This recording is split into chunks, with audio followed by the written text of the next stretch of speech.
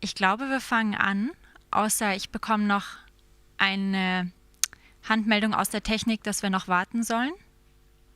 Nee. Okay, then I'll switch to English and welcome everyone to the first proper day of After Memory, after our opening last night, and also the first event here at Museum at ZKM. And I also want to take the opportunity to thank ZKM once again for hosting us here.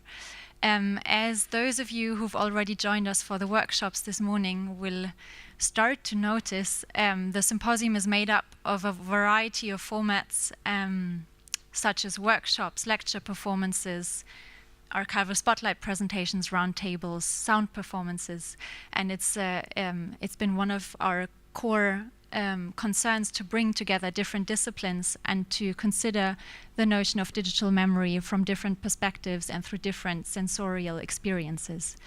The format of archival spotlight invites an archive, one archive for each session, to present how they're working and how they are being developed. You will see that the archives invited for the archival spotlight sessions are very much archives in the making.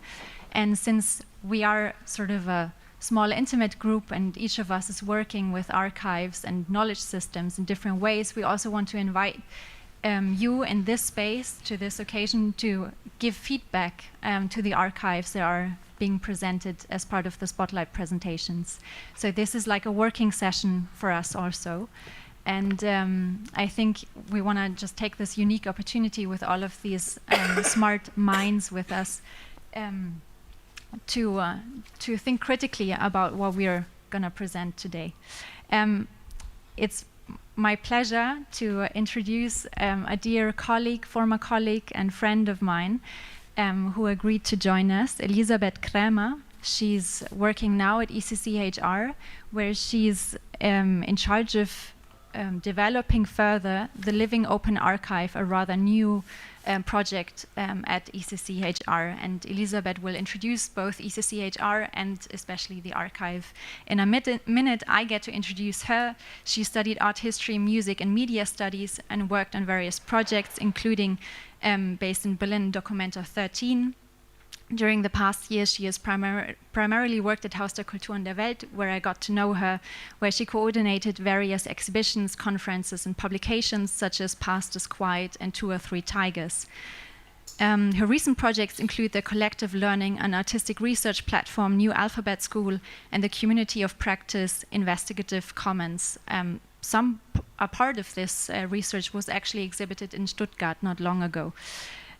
She joined ECCHR in February of this year as the project coordinator of the Living Open Archive and is responsible for the activism and arts program there. And I will hand over to Elisabeth now. She'll give a brief introduction and then we'll open the space for Q&A, and you're very welcome to join the Q&A from the very beginning, actually. So, thanks. Thank you so much, Lisa. And also thank you, Victor and Natalia, for inviting me to the symposium. I'm very much looking forward to the exchange. As Lisa mentioned, this archive is very much still in the development. It's kind of, still a laboratory, but I will try to give insight into the status quo, the kind of the conceptualization, and its activities. But beforehand, I would also like to introduce the organization which holds the archive, the ECCHR, the European Center for Constitutional and Human Rights.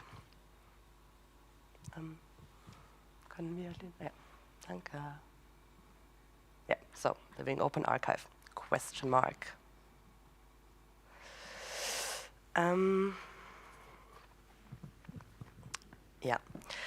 Sorry, I'm a bit nervous, actually, as I'm also super sick, but The European Center for Constitutional and Human Rights is an independent, non-profit, legal and educational organization founded in 2007 in Berlin by its current General Secretary, Wolfgang Kalleck, and other human rights lawyers.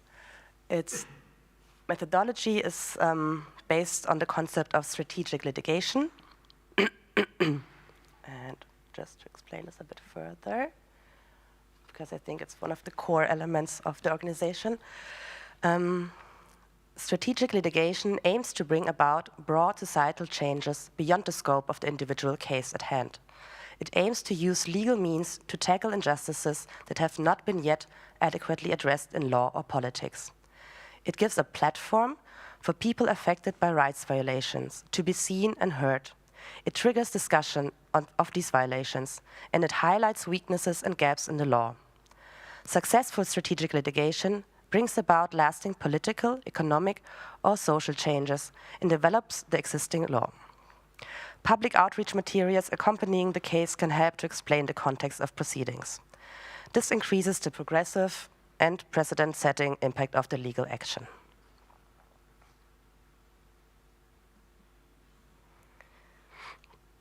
ECCHR was conceived in the wake of a legal intervention under universal jurisdiction when in 2004, Wolfgang Kalleck filed a criminal complaint in Germany on behalf of 4 Iraqi survivors in the Center for Constitutional Rights in New York against major architects of the US torture program, including former Defense Secretary Donald Rumsfeld and former CIA Director George Tenet. Sorry. This intervention aimed to counteract double standards in international criminal law, whereby leaders of powerful countries often enjoy impunity not shared by the rest of the world, which I think we currently can see very blatantly. While the complaint was eventually rejected, it generated international attention and forced the international community to reaffirm its stance against torture. It also made clear that international law had potential to be tapped. Yeah. So, let's see. Oh, no. Yeah. ECCHR has established 4 main pillars in its organizational structure, reflecting the 4 areas of activity. International crimes and accountability, border justice, climate justice, and business human rights. And to give just briefly examples of what these different departments or like program areas are doing, because it also affects like what the Living Archive is kind of like maybe archiving. These are just a few examples of like most current cases, for example, the case against the German state for delivering weapons to Israel, or various cases actually in the Ukraine-Russian, like the war on Ukraine. Some examples also from the, I will not like go deeper, I think it will take too much time to go into the details of these cases. Of the business and human rights program area, also some of them in collaboration with forensic architecture. One of the most prominent ones, the KIK case. The Climate Justice Department, which is part actually of business and human rights, and it's just recently developed, therefore only 3 cases. And the work that our border justice team is doing, mostly actually, working against pushbacks or illegal pushbacks.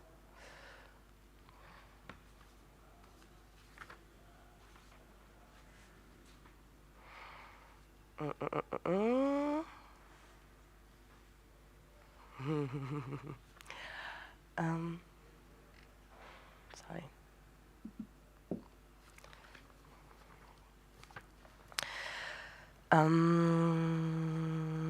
So during all these legal interventions, which I didn't like go deeper into now, not only legal documents are produced, but also knowledge.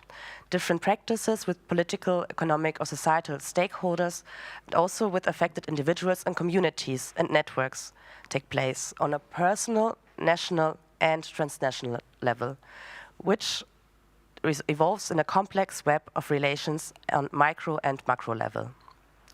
These practices are embedded in the understanding that law is not necessarily just, but an expression of societal power relations and dynamics.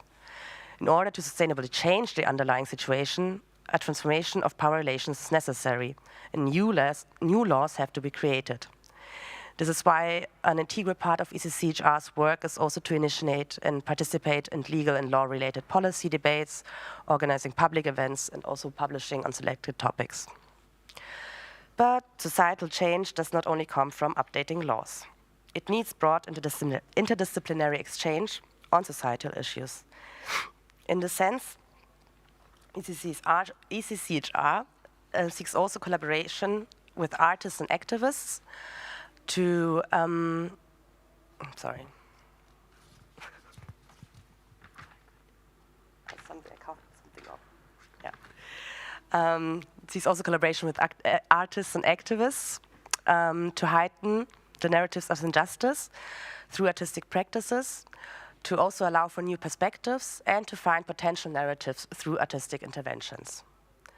In 2018, the Institute for Legal Intervention was founded to institutionalize the practice of critical reflections within the casework and within the exchange through ECCHR's networks and collaborations. The Institute focuses on critical perspectives on the law, particularly concerning power and power dynamics, and besides also critically reflecting ECCHR's own practice, its goal is to make long-term contributions to societal, legal, political debates through exchange with universities and research institutions, through the training of law students, through collaborations with interdisciplinary partners worldwide, as well as in dialogue with artists and activists. So, in this sense, the idea of the living open archive was a logical consequence of existing modes of knowledge production within ECCHR.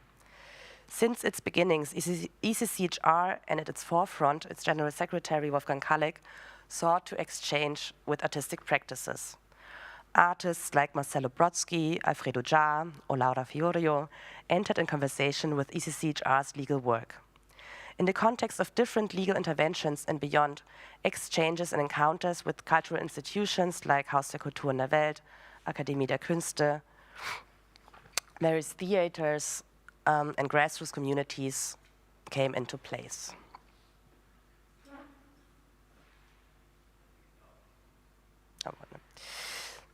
But an analysis by ECCHR made it clear that still its regular outreach and publishing practices and vocabulary are limited in their ability to embed ECCHR's work in a larger political context, as well as to draw connections between the diverse topics that ECCHR covers as an organization. This provoked a question: what formats are necessary to help shed light on these overarching themes and narratives, on these networks and practices that bind ECCHR's work together? Through the Living Open Archive project, ECCHR is investigating different formats to make these networks visible and accessible and to find synergies between its different fields of work. And it does so through an interdisciplinary approach with the help of Arbeitsgruppe Informationsdesign, which is based at Burg Kriebichenstein-Halle. And namely, I would like to name them because we've been so much in exchange and they were involved so much.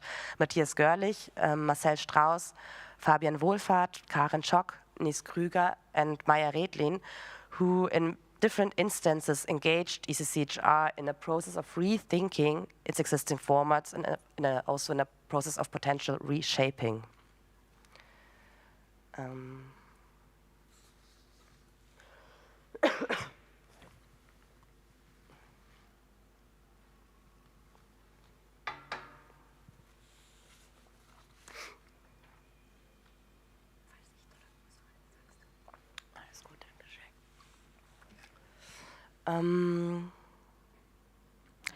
So here just a few, not mock-ups, but this structural helps that Marcel provided us with during the not us, as I was not actually part in the concept phase and also development phase. I think this is also a disclaimer I wanted to add before, that I only joined this project in February this year, so I was really not part of all these conversations and processes I was just kind of mentioning, and they're rather more recollections of my colleagues and also the designers we are working with, and some are also assumptions and questions.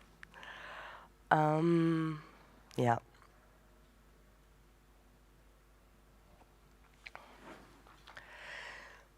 The aim of the LOA, the Living Open Archive, originally was not to build a digital platform or archive in its classical sense, but to break limitations of traditional vocabulary in the understanding that each discipline's vocabulary is limited, to provide formats and structures that could foster an interdisciplinary dialogue on the topics of human rights and human rights violations through physical encounters rather than in a digital space. Not necessarily to find immediate solutions or answers, but to create processes in which different perspectives from in and outside the organization can shed light on overarching themes and narratives, networks and practices, and develop them further through the use of different vocabularies. But it was also a core aim from the perspective of an independent non-profit organization to document and archive the general knowledge and expertise that it gathered throughout 15 years of its legal and political practices, to embed them also in a larger context, as well as to reveal the connections between diverse subjects through developing meta-narratives together with actors from different disciplines. It was thus determined that an ECCHR archive should take the form of a temporarily extended format that lives in different media and does not remain in a fixed state, but rather over time also allows new insights and contributions to feed back into it. The challenging task of the project was and is to create a vivid, living archive as opposed to a static and linear one. Through utilizing diverse formats and media, it attempts to reach a broad spectrum of groups and individuals while continually reinventing the composition of itself. Also here some further graphics from fortunately they're all German, but I think it's still accessible. Some of the mock-ups from before.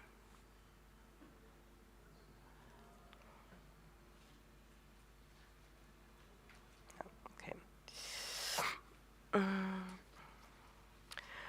First and foremost, the archive is structured as a complex of different modules: a book series, the existing podcast Framing Human Rights, and a web platform, which includes a toolbox consisting of different formats for packaging knowledge and sharing experiences. Due to the overall complexity of the project, the process was initiated with 2 modules. First, the Living Open Archive as a web platform, which was launched in November 2023, so last year. And the second phase, which would be the learning spaces, is supposed to be a sustainable knowledge production toolbox, which is still in its exploration phase.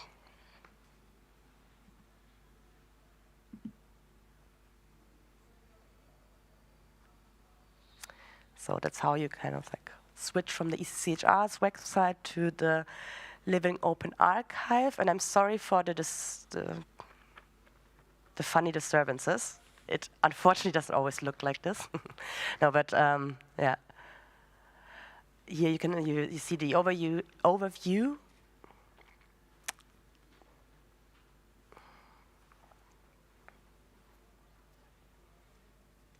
With the different material which was already published.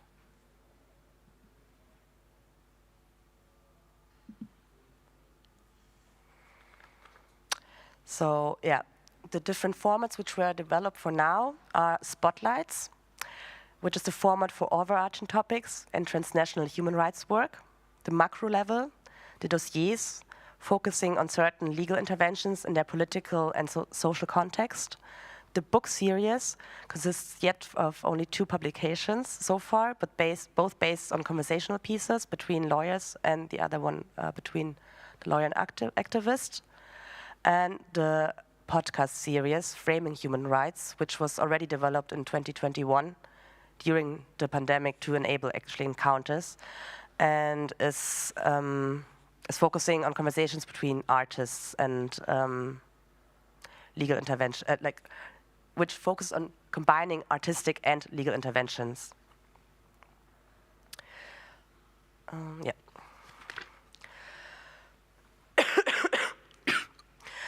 While there are publications to be found here, it seems important to highlight that the goal of this web platform is not to be a digital archive or outlet, but to again find a structure of connection, of discourse, and of dialogue. The value of the things present here is not in the things themselves, but in their connection to one another. Obviously, this puts a large focus on structure, while at the same time understanding structure as a process is volatile, changeable, and continuously in development and transition. I would also like to mention that while we have produced content in the aforementioned formats, these formats themselves are still also in development and subject to change. We do realize that the content we have produced so far does not reflect yet the stated goals of the project, as it was more a reframing of already existing content. But also the process already of translating the existing content was a very productive one. For now, the only content developed for the Living Open Archive. Now I'm not sure if I'm right. Yeah, I think that's that one. Yeah. The only content developed with the toolbox of the Living Open Archive at hand is the dossier Justice for Afrin. In January this year, ECCHR's Syria team sought for a context to publish their filing against armed and Turkish-backed militias in the region of Afrin in northern Syria. This filing is on one hand directed to address the multiplicity of atrocities committed in the region by the militia. On the other hand, it is also addressing the double standards of the German government, who strongly is engaged in targeting crimes committed by the Syrian regime, but lacks the same energy in addressing the crimes committed by the Turkish government and the militias it is backing in the Kurdish and Syrian region. In the development of this dossier, questions of transferability, multi-perspectivity, the tension between continuities and conjunctures, and the construction of differences played a significant role, foremost in internal discussions and conflicts. But these conflicts actually reflect upon the potentials of the Living Open Archive, as it brings together ECCHR's different working fields, like the International Crimes Accountability Team, the Institute, and the Communication Department, who all have different projections on the purposes of the Living Open Archive, and who, through the involvement in the formats, gain insights into the other's perspective and approach. So an evaluation from this bit more than half a year of working, which we identified with the team, is that for now we see that this Living Open Archive, it helps with internal reflections. It helps in the establishment of internal procedures and protocols, raising also awarenesses within the teams. It taps into finding synergies between different programs and projects. It makes possibilities of collaborative work more visible and more approachable for each program teams, which is, let's say, throughout the different teams sometimes difficult. It therefore also broadens their perspectives, and it helps questions ECCHR's own methodology and approaches, but also to be very fair, maybe in small steps only. We are still finding out how to communicate and connect, and the language we are looking for is still very much in development. One of the main questions at the moment is what exactly does living and open mean? How can we find and build a structure that encompasses these volatile concepts? How to include speculative artistic practices in the field of work of a legal organization. We're dealing with, like when we're talking about living, with the field of like, what can be a dialogue, what could be encounters, participation, how can participation happen on this web platform, but also in physical encounters. How open can it be, how inclusive, how low barrier, how inviting, how conflictual, contradictory, and how common. Yeah. Thank you. Maybe we can give a small round of applause before we move into the Q&A. Thank you. I would like to, it seems to me from what you've explained that you don't understand the archive as a space, but much more as a method to interrogate your own working practices and your structure. And it seems to be quite a difficult process to implement this method into an already working institution that has already built up an infrastructure. I was wondering if you could explain a little bit how the archive is integrated in sort of a daily working practice and how you interact with other colleagues at ECCHR. And Thanks for this question, actually. So this was basically my work in the past half year to set up structures, because the archive was implemented, but not within the methodology itself. And for now, we kind of developed like 3-4 structural levels we're working on. One is a very like organizational one, where I meet with the heads of the 2 departments the Living Open Archive is based in. It's between the Institute for Legal Intervention and the Communication Department. The other is meeting with the editorial team to discuss meta-narratives or topics we would like also to foster within the organization.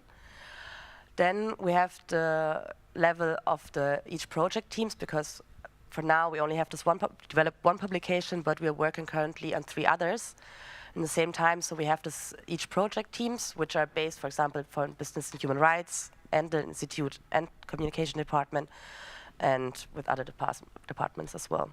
So yeah, that's how we try to foster the exchange and to keep it on a regular basis.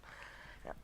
I think that's also an experience that probably Victor, who's co-curating the symposium working at the Open Resource Center, knows the difficulties of inserting an archival practice into an institutional daily working routine.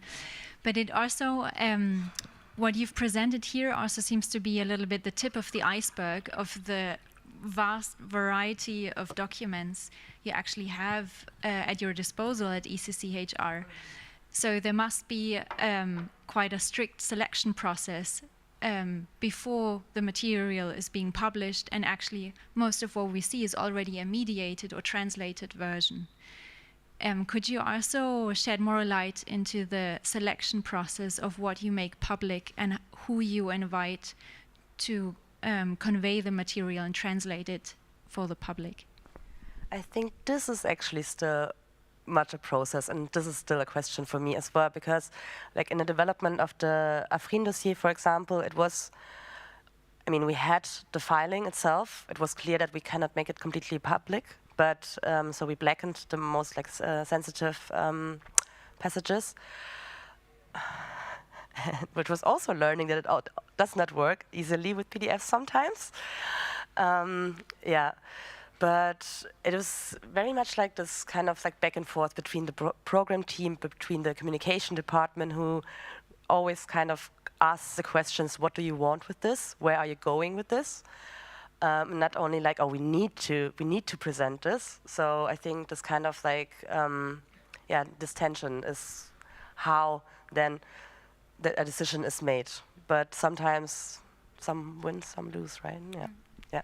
It also seems almost like an inherent contradiction, because the profession of law is so much built on secrecy also, on only conveying certain information to the public very carefully, because things can also be used against the people that they're advocating for, and even more so in an archive that is partly digital, where the digital afterlives resonates much longer than the case itself.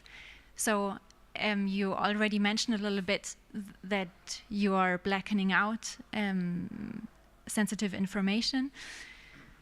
And I wanted to ask also, because it's related to my own practice, your practice of safeguarding and ethical concerns, and how do they come into your working with the documents? Do you have a set of practices that you've developed, how you work with legal documents? Are there people you need to ask permission for before you publish something? Yeah, I mean, that's the point. We don't have this protocol yet. And it's also, I think, to point out that the Living Open Archive doesn't want to be an archive like this. It doesn't want to kind of like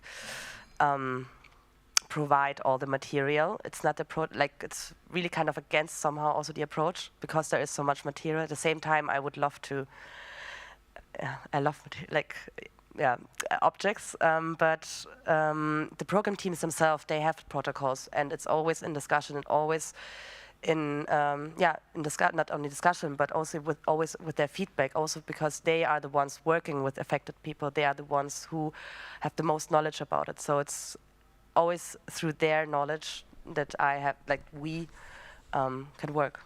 Yeah. I also want to open this up to the public. We have an extra microphone that I'll quickly come over and pass around.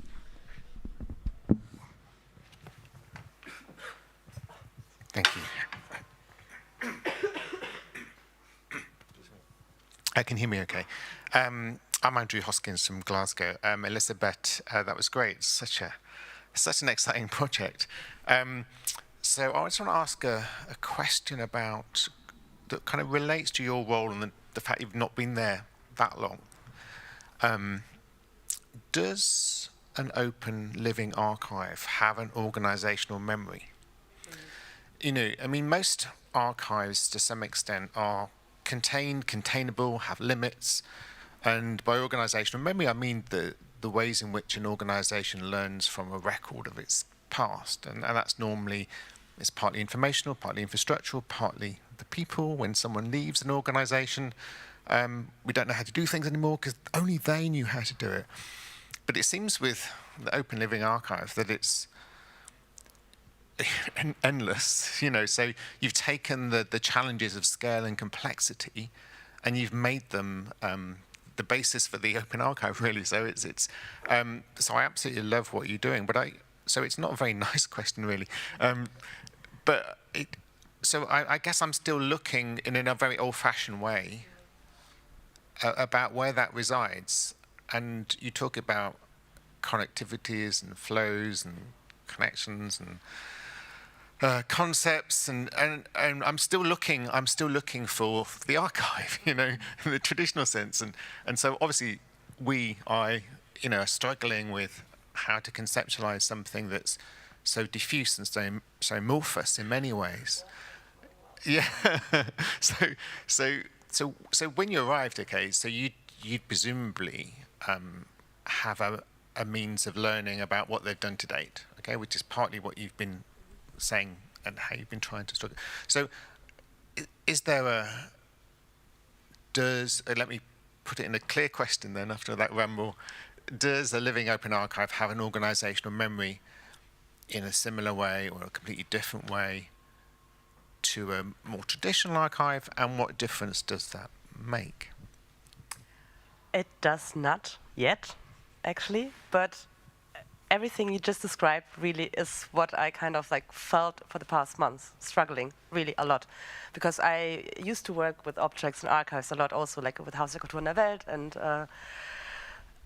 and it kind of like messed with me a lot that there was a lack of methodology, of archiving methodology, because also of the organizational memory.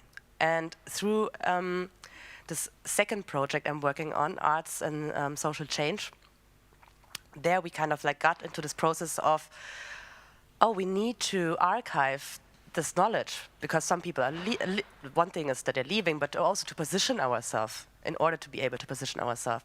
So that's actually what we started to do in this part, and we're thinking how to include it there, and also how to, from the field of like the arts field or the arts and activism project, to then go over also with the other project, because it's really some of my colleagues, they are there for for these 15 years, and they have this organizational knowledge and memory, and they're leaving, and with them so many everything of that, and there is not yet a methodology. It is about resources as well. It is kind of like, that's why I also pointed out that we are an NGO, that we are also we need to get funding. So I mean, this tension also with this living open archive, but it is very much like it is there on the table, but we didn't go there yet.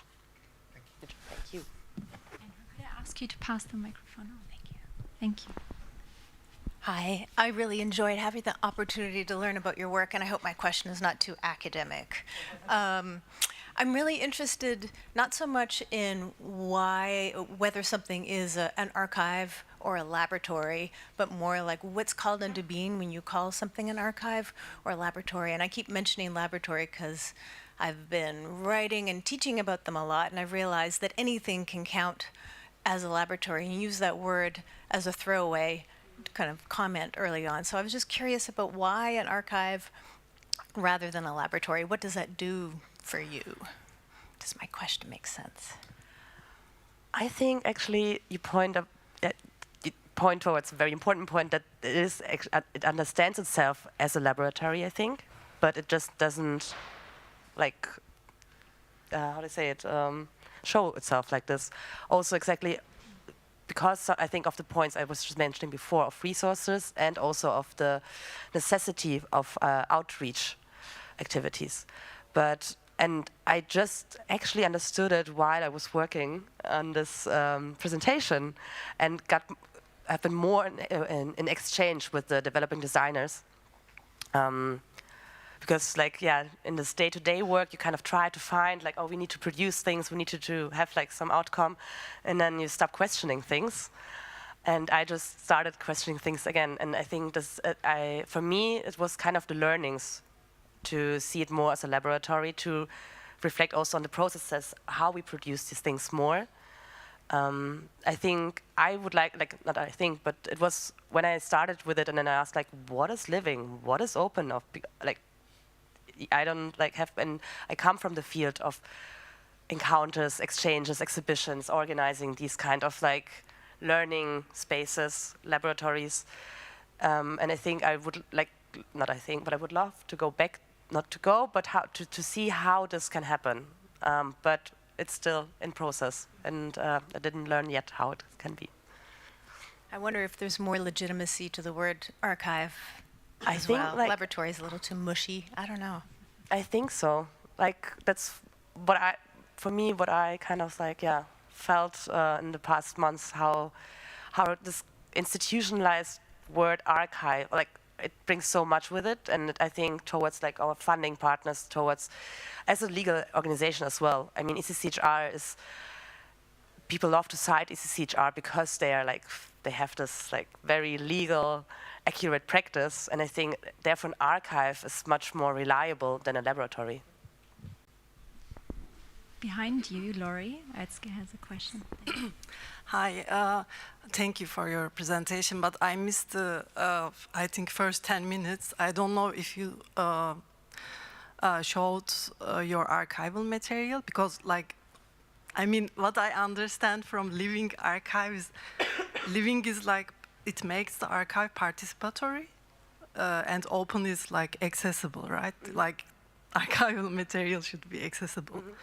And I, of course, understand the legal issues because it's an NGO and you have to consider legal processes. But if you call living open archive, I mean, there's a contradiction, and I would love to hear about your archival material. When you show Ofri, I'm from Turkey, and I also work with video archives and activist archival material, and we have also videos from Ofri, and I'm really curious about what kind of documents you have from Ofri, and how do you work with the communities there? Thanks. Thank you. So I didn't show any archival material. It's rather I showed that's with every case we're working material. Every case develops material, different kind of legal documents, but also exactly interviews with affected people, with survivors. It is only really, for now, stored with each and every project. There's not a archival methodology yet. So, and it's also not what I think was envisioned in the sense. It was, I mean, I have a very critical view also on this project. I think I don't know if it's, yeah, but so we are not accessing these materials in the sense that I or we from the Living Open Archive team are going to it and we can like look through it. It's really, it's just in the kind of, it's already curated through the project teams. So our material is diverse. It's with every project it's different. It's not only like material, but mostly also immaterial. What we're trying to reflect in the in this platform, I would say. Yeah, and for Ofri, for example, I mean, what we have in the dossier, it's just a tiny bit, but I mean, we have a lot of interviews, situated testimonies, but exactly this is something we are not presenting, for example. Like, they're not, for example, but it's material like this we do have, but we would also not include it. It's I think a bit different than the work, for example, like forensic architecture or forensics are doing with how they are like also producing the material already with the knowledge that they will later like publish it. For us, it's rather like really with the casework and not with like already an output in mind. Maybe to add to Özge's question, I think I started by saying that I feel like the archive, or the Living Open Archive, is more of a method than a place, or a traditional sense of an organizational memory also. And now I feel like also going back to the spatial renderings you've showed, that maybe it's also an attempt to build an infrastructure to connect these different projects that you were talking about.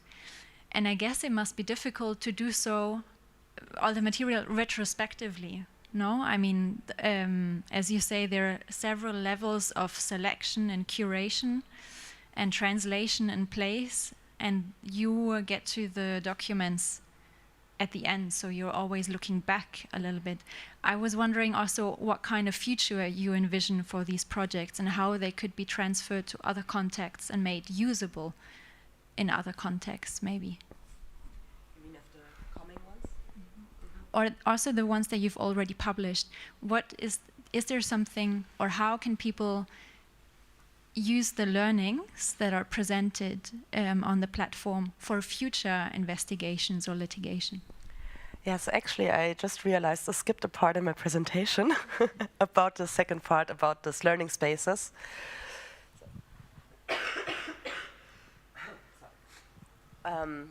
About the learning spaces, which is, I mean, I think I mentioned it in the beginning, or like in between a bit, that there are like these two phases that we now have the platform, but the second part is supposed to be this exchange platform where we kind of like make more material also accessible and for others to learn about like our methods and to kind of like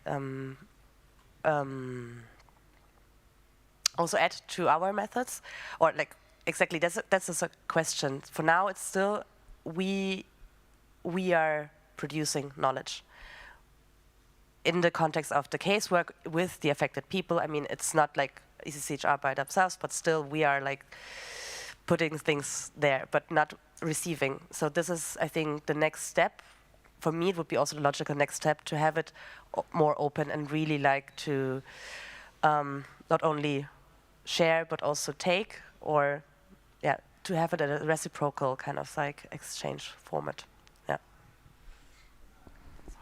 I think, I mean, maybe I'd be also curious to know if you're in touch with other archival initiatives like Syrian Archive that are based in Berlin, or Mnemonic, or I think this is also a great opportunity, the Symposium maybe, to talk to Özge, for instance, who also built a community-based independent archival structure, whether there is like a mutual learning process that ECCHR is taking part in. I will continue talking a little bit to give you a chance. Thank you.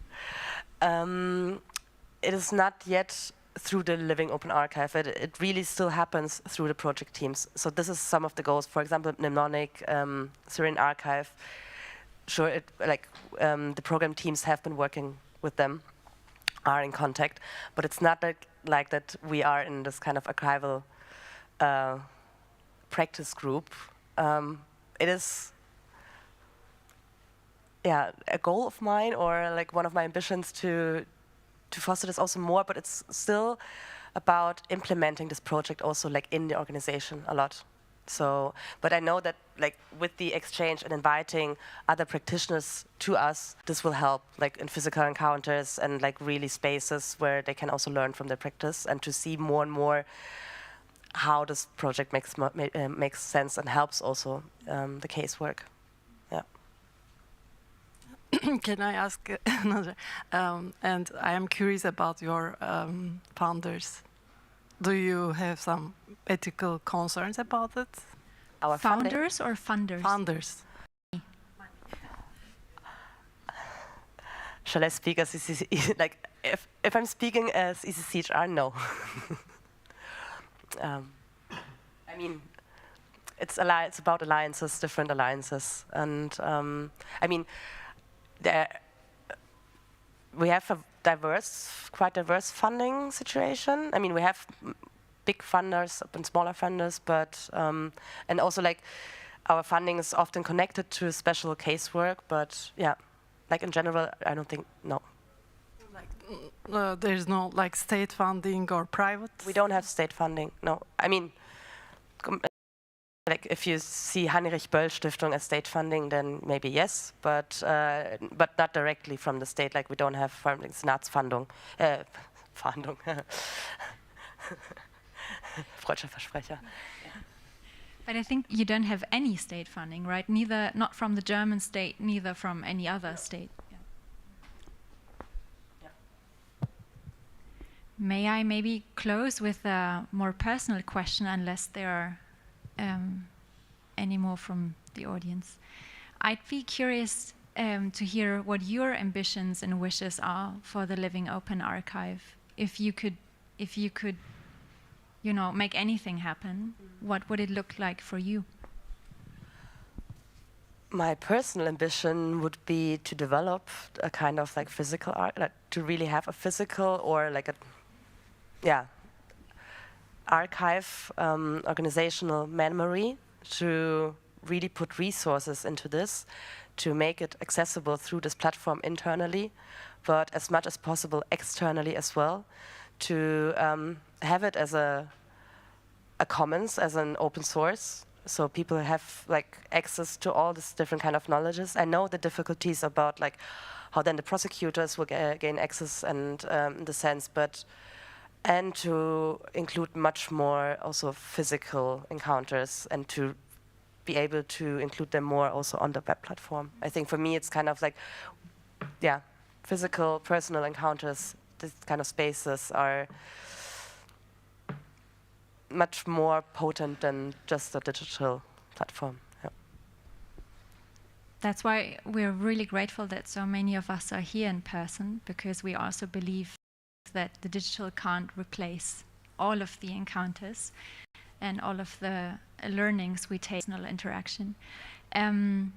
I think I want to thank you now for the presentation. I think it's okay to say that you're very open for ideas and recommendations on how to shift and reshape and reform parts of the Living Open Archive. We will have a 30-minute break now. Maybe that's a first chance for informal conversations. And Ellie will also be here throughout the day, I think. And I want to thank you for your attention and hope that you stick around. After a 30-minute break, we have a roundtable conversation with Tiago Lerros Costa, Pedro Oliveira, Ofri, Cnaani, and Giselle Beiguelman. Recording in progress. Under the topic of unmapping landscapes, and I thought actually the renderings were a beautiful way of leading into this spatial thinking and arranging of memory. And Giselle and Ofri will be joining us online, so maybe that was the first echo we heard of them. Thanks.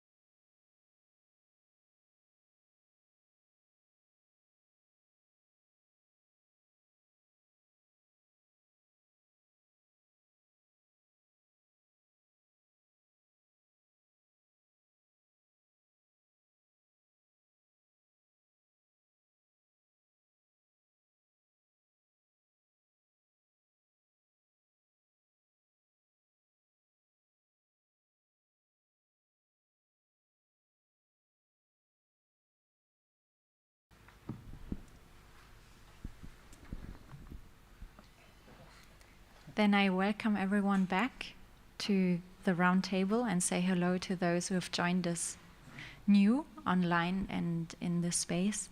I also want to thank again ZKM for hosting us. We're here in the museum, which is part of the exhibition Fellow Travelers, and I also want to thank Andres, Moritz, and Andy, who are coordinating our online live stream video sharing and online participation systems and sound. It looks like a control center of an airplane where I look at, so it's quite impressive and I'm really grateful for it. We've spent this whole day already thinking about notions of place, placement, displacement, replacement, and where the home sits in between all of these. And I want to continue this conversation in this roundtable. It is titled Unmapping Landscapes of Ruins and Repositories. And the title speaks to very different practices that somehow nevertheless feel connected through the way our participants work and through the source materials they use. Often they are discarded materials, leftover materials, found or ready-made materials, something that is latent or marginalized, something that is considered waste or excessive material. And how these materials, ruins and repositories, could be used in a subversive way to produce new knowledge. So the notion of space and landscape is an abstract one that we are using today, similar to the notion of home that we've been discussing in the workshop this morning with Federico Proto. How space is also a method of thinking through knowledge, of how space also functions as a method of remembering something. There is the palace of memory that we talked a little bit about yesterday, and how as a spatial ordering of objects helps to remember the objects. And interestingly, I found out by reading an interview with a mnemonic scientist that if in this imaginative walk through a space where objects are placed, if you walk through a door, it is much harder to remember the objects because the door acts like a frontier, like a boundary that is hard to cross in memory. And yesterday already, I wanted to invite us to think through this door and what happens if we are situated at this door. And I'm very grateful to be joined today for this roundtable conversation by Giselle Beiguelman, Ofri, Cnaani, Tiago Leros Costa, and Pedro Oliveira. Pedro and Tiago sit by my side here at ZKM, and Ofri and Giselle are joining online. This roundtable has also been haunted by reality, and I'm sad, but also very great. I'm sad that Giselle and Ofri can't be here with us on site, but very grateful that they found the time across like widely separate time zones to join us here today. I will briefly introduce each speaker. We organized this roundtable in a sort of working session. So we won't be going through consecutive presentations, but really try to have a conversation among the five of us and you. We've prepared sort of a pool of materials that we will draw on in the conversation rather than consecutive presentations. But it also means that maybe at some points you will have to have a little bit of patience when we find files or navigate different screens. So I will briefly introduce each of the speakers and sort of initiate the conversation, and I invite everyone here to join the conversation at any point, actually. I think it would be nice to have it as open as possible. Giselle Beiguelman is an artist and a professor at FAUSP. She is the author of Políticas de Imagen. Oh, I'm not going to pronounce this right. I'm sorry. It might be in a Spanish version. Author of Políticas da Imagen, Vigilancia y Resistencia da Dadosfera, and Memoria da Amnesia, Políticas do Esquecimiento. Her artistic works are part of museum collections in Brazil and abroad, including ZKM, actually. the Jewish Museum in Berlin, Mac USP in Sao Paulo, and the Pinacoteca de Sao Paulo. And in her recent projects, she investigates the construction of colonialist imaginary in arts and sciences using artificial intelligence resources. Her recently published film, Domingo no Golpe, will also be screened tonight at HFG, together with Bruno Moreschi's Acapulco. So you're also warmly invited to the screening, and Giselle has actually been an interlocutor for the development of the project After Memory for a long time. So it's really special that Giselle can be with us when we launch the project. Ofri Cnaani is an artist and researcher who works across performance and media. Her work has been exhibited internationally at institutions such as the Metropolitan Museum in New York, the Venice Architecture Biennale, PS1 at MoMA, Tate Britain, BMW Guggenheim Lab, the Amos Rex Museum in Helsinki, and the Kunsthalle in Vienna, among many others. She holds a PhD from Visual Cultures Department at Goldsmiths, where she also served as an associate lecturer. Currently, she is a visiting scholar at the Institute of Visual Culture at the Technical University in Vienna, and a research fellow at the Amsterdam School for Cultural Analysis at the University of Amsterdam. And by now, you might already notice that the contributors invited here work both in academic research and in artistic research, and that will be one of the topics that we're talking about today. Tiago Leros Costa, here on my right side, or to your left, is an artist, psychologist, neuroscientist, and educator. Born in the northeast coast of Brazil, he has been performing live since 1998.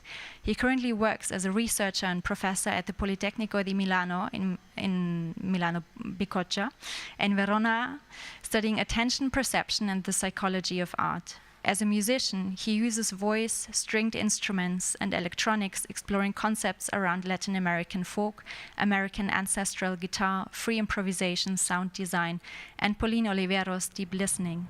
His current aim as an educator and performer is to seamlessly merge scientific and artistic practices and to encourage a critical look at normative institutional practices. And Pedro Oliveira, also on my right, or to your left, is a researcher and sound artist whose work is committed to an anti-colonial study of listening and its material intersections with the violences of the European border.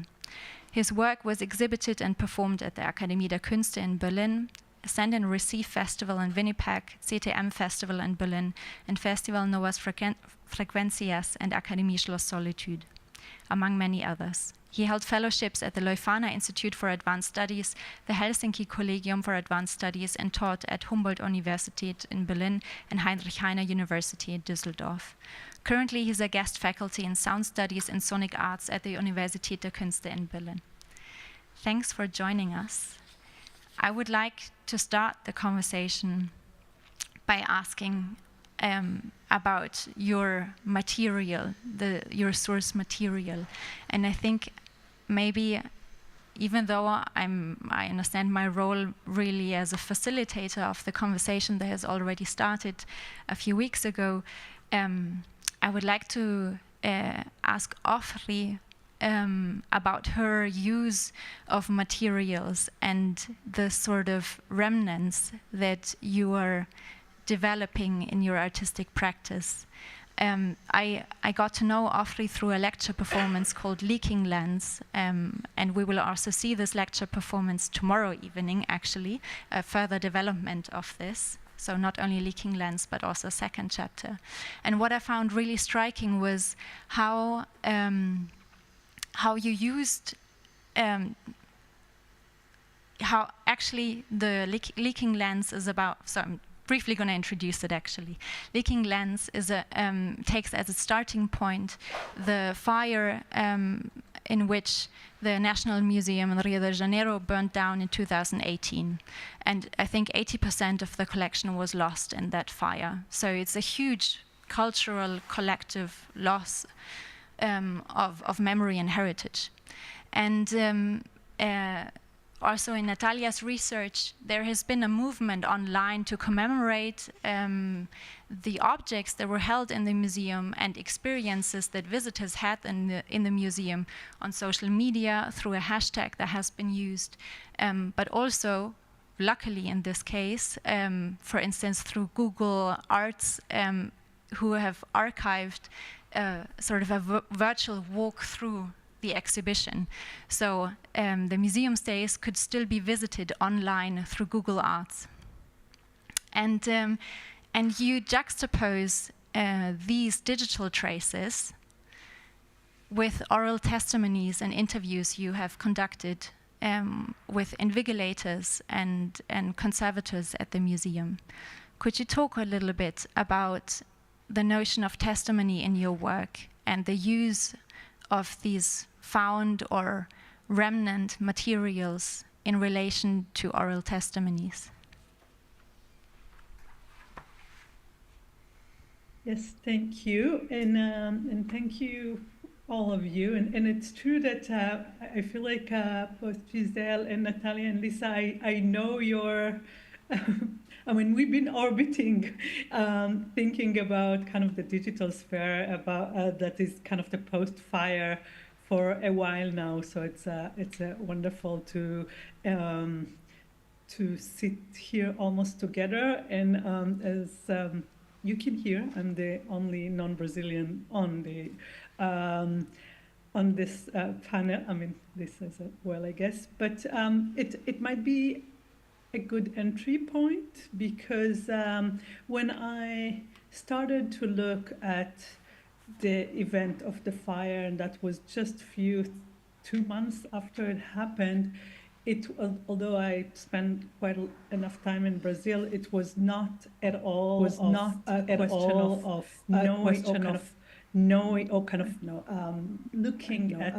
looking at this problematic from the perspective of the local, from, I would say, a set of identities that are related to territories and language and others, but in many ways always from afar. And I'll speak about it also tomorrow. In many ways, being some sort of an absent audience of both the museums and the event itself. That we might come back to it in different moments. But I think what was so I work a lot in museums, and there are many structures, but also looking quite a bit in the relation between knowledge institutions and kind of data practices or digital practices in former works. So I think what I was found quite striking, and I'll share my screen, although Lisa spoke about part of it, but is exactly as you mentioned.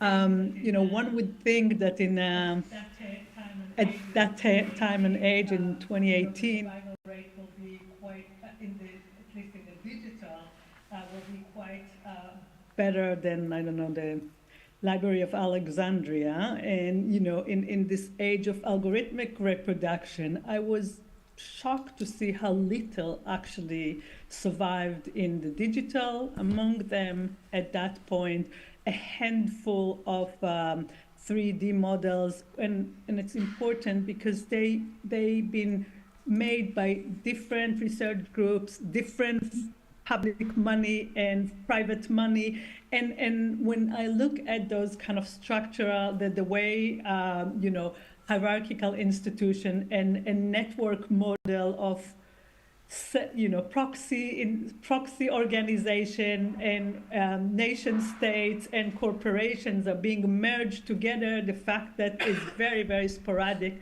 is I found interesting. But next to this small group,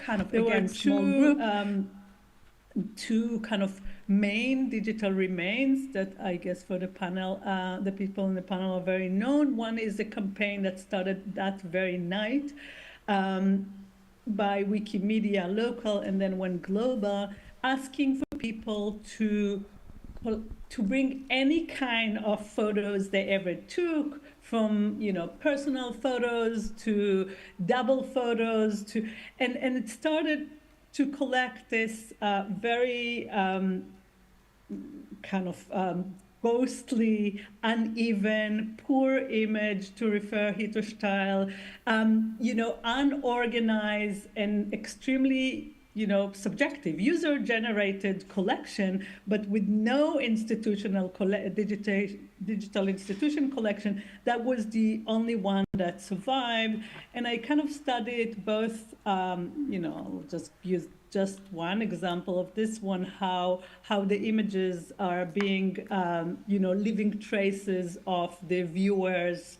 And you can see the hands here, how every file name is different, and I'll speak about it more tomorrow. But I started to think about it as some sort of a form from collection or institutional collection to a form of recollection. And well, the other one, as you mentioned, but it's not here, is a virtual tour that produced just a year before by Google. So it's a product of Google. It has nothing to do with Brazil, but one can actually visit the no longer existing museum on the virtual tour, which is an extremely disorienting experience. And as you mentioned, and I'll go to that, I started to think, what if I take those virtual or digital remains as site of interventions, of site of making connections, of interviewing, and I started to meet with people like you meet them in the museum, but ask them to meet me in the virtual tour, from cleaners to educators and to many researchers. And we walked in this extremely frustrating and glitchy space of the museum, kind of locating ourselves in the many layers of what this museum is and isn't, been and gone. And many others, like I collected performances of like people from all around. It was also during COVID, using different interviews or different keys of navigation, different voices to do different form of collective navigation with them. And then maybe one specific collaboration I've done with the dance practitioners. Maybe I can speak about it later. It's too long. I'm sure we can get back to it. Actually, this notion of latent images or excessive images that are unused until they find a use by chance or by violence, in the case of the fire through a catastrophe that happened, is also something that runs through Giselle's current work with the film, which uses surveillance images of another particular event as a starting point to think through the politics of images that have not an immediate human public also. And Giselle, I was wondering if you've also coined the term of ready documentary or ready media documentary images. And I was wondering if you could elaborate a little bit on the term of ready media and how it relates to the film Domingo no Golpe that we'll be seeing later tonight, and the research process behind it, because there's a lot of political concerns in it too, I know. And you let me know whether you prefer screen sharing or whether I should do it. Okay, so I will introduce briefly the topic, and I will follow Ofri model. And now I will present, and if I need some images, I will present during my speech.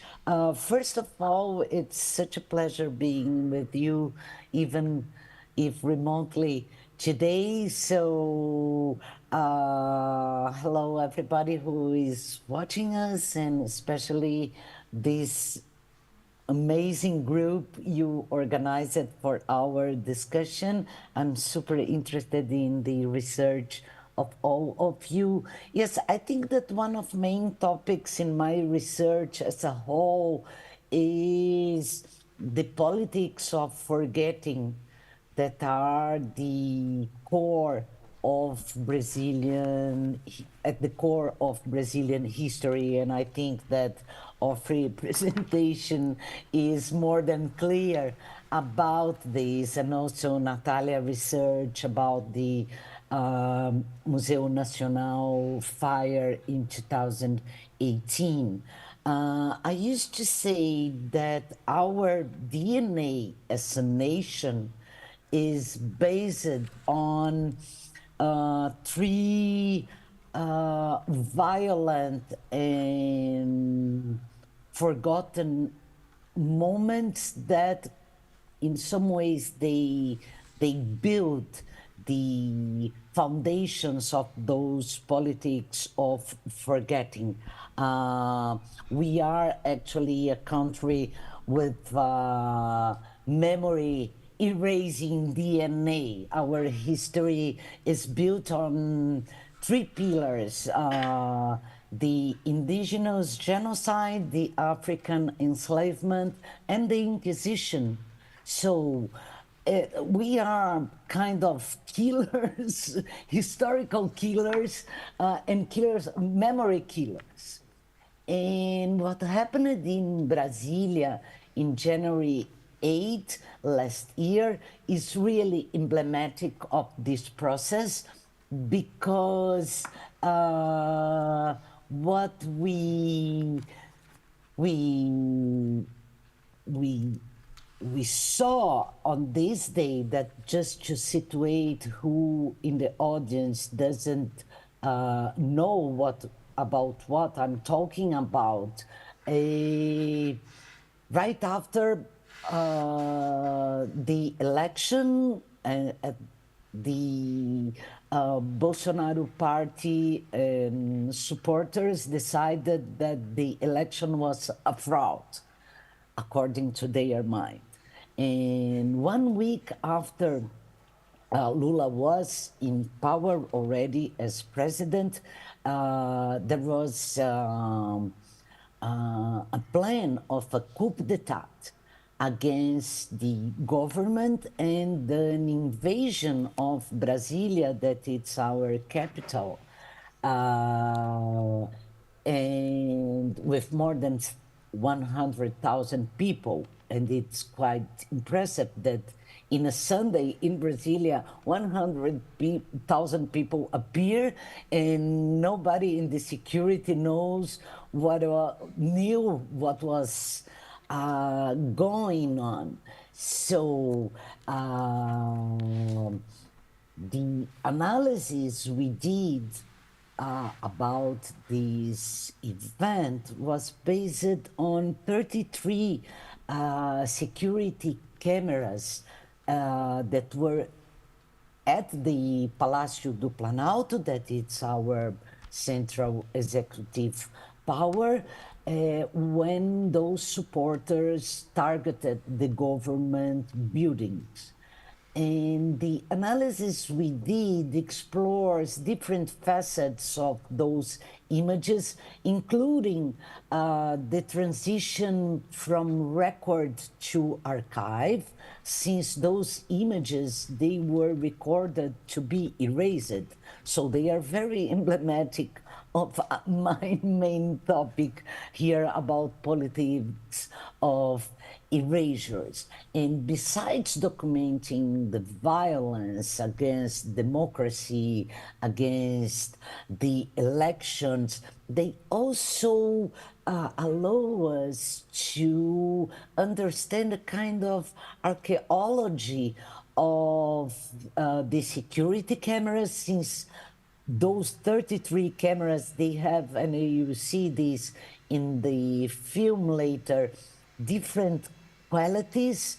They are cameras that are, some of them very old, as those PZT cameras, pan, zoom, and tilt from the 80s, to super modern cameras that record from above and record also the sign. And one point that I think that it's very interesting in this discussion that, let me just share my screen to show you some of the highlights of or the worst moments of all of these. Those cameras, they are cameras that you have all the glitches, and also you have all this violence, and also those point of views of Brasilia that nobody see, never. First of all, because it's really not common to have rain in Brasilia, and on January 8th, rained a lot in the federal district. You see those different image qualities and those kinds of cinematographic accidental points of view that reveal a kind of an expressionist landscape in the modern, that was never considered in the modern architecture history.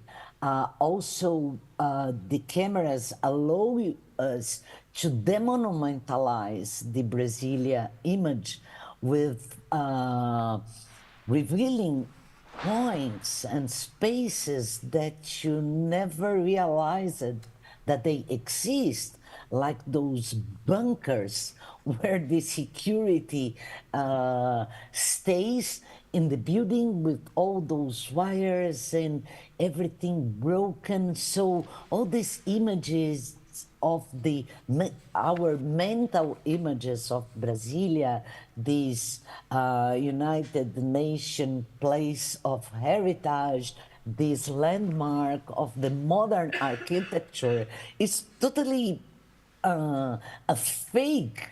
And so this is also another layer of those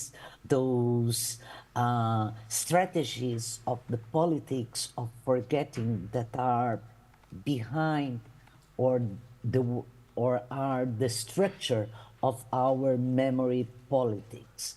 And also we have those impressive cameras that record from above with a night fish lens, and that are placed in the most exclusive areas of the palace, that is the entrance. I don't think, probably you cannot read what is written on here on the floor is the entrance of the president. It's an exclusive entrance.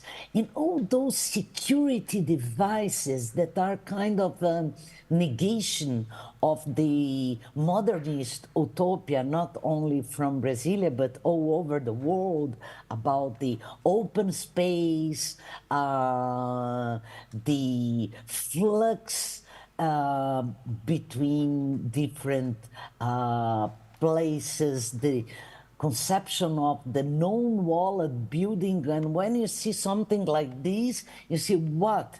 Wow, this is also a fake about the modernist history. Also very interesting in the cameras is that many of them are cameras with sensor, and so they lose a lot of documentation. They are very beautiful images, but actually as some strategic record of the invasion of Brasilia, they are nothing.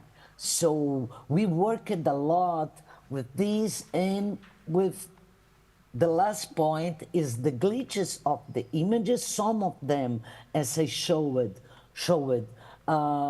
produced by the camera movements itself, that contributes to this erasure of information, and also by the Bolsonaristas itself, that they broke everything that was in front of them, included the cameras, and are recorded in the moment of the destruction.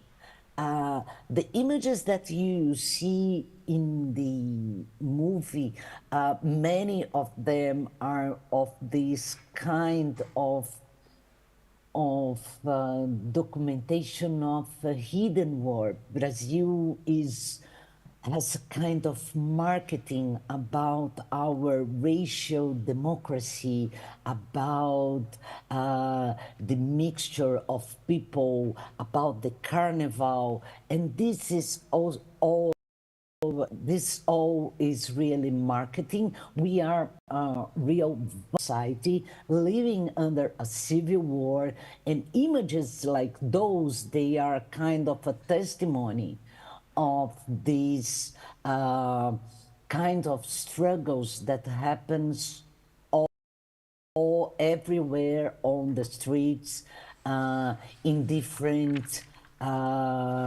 acts, but they are in some what this shows.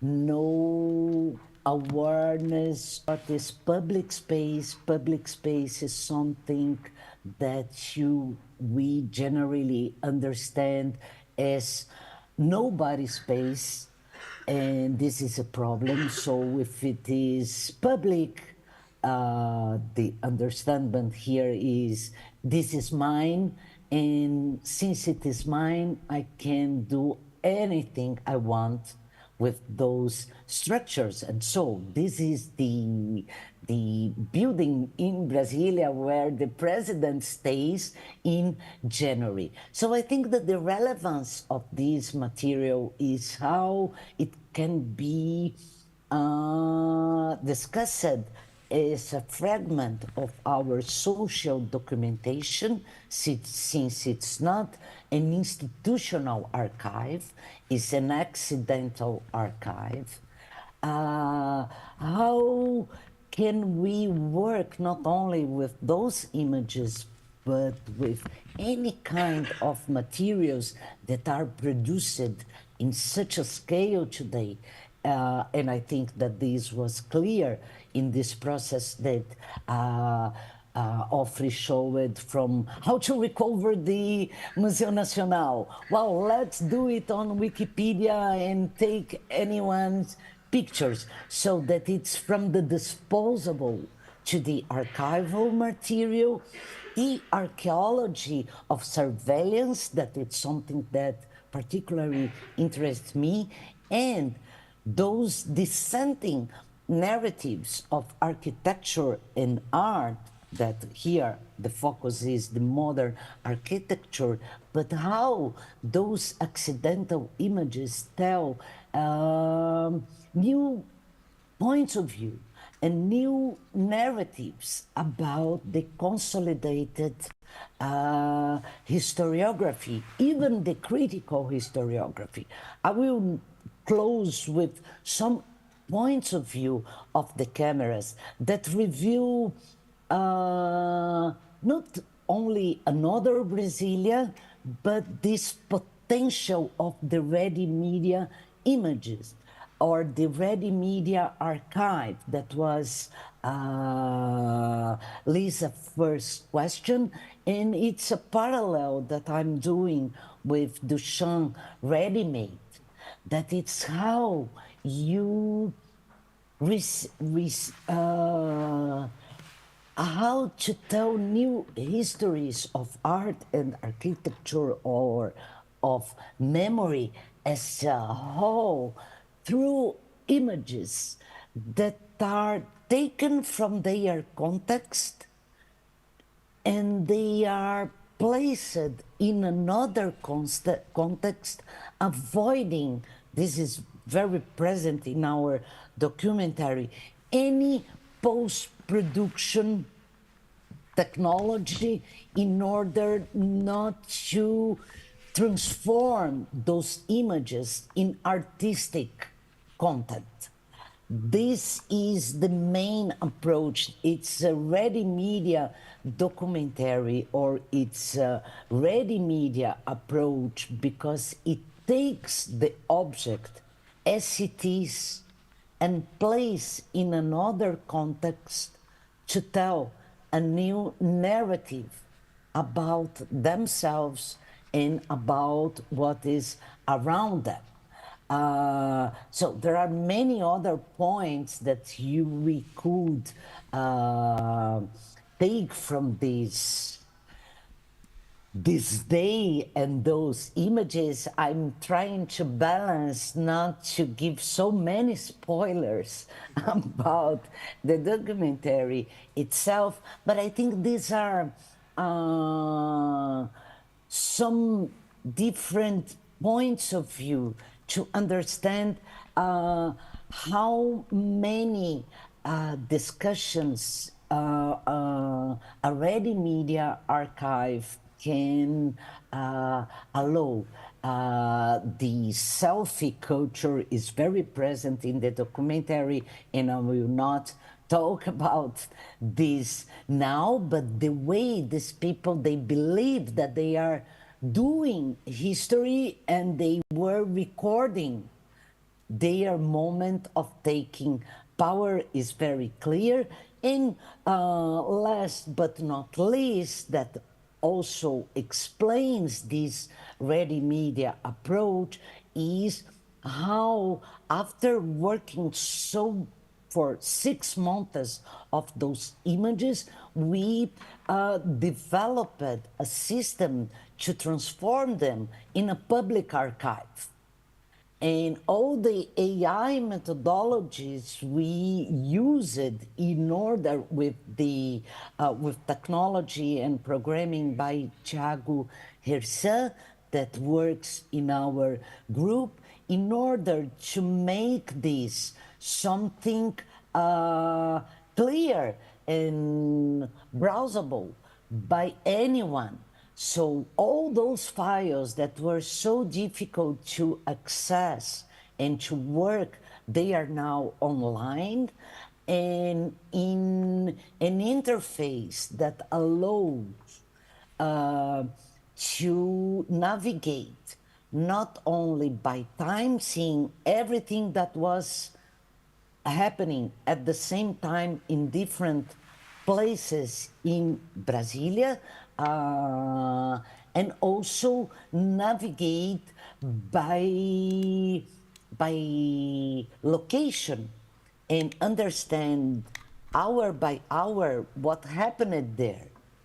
And to, of course, to have those impressive and aesthetic images. I love those ones that seem like moons documenting the day. So I think that this ready made to ready media shift we did allow us to say that archive is the world, paraphrasing Hélio Oiticica, and how to work combining AI methodologies with speculative designs in order to create a space for online curation instead of the traditional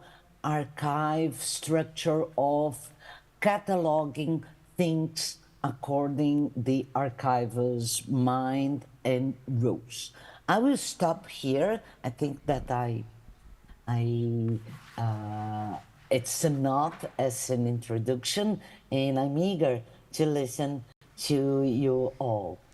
So Thank you, Giselle.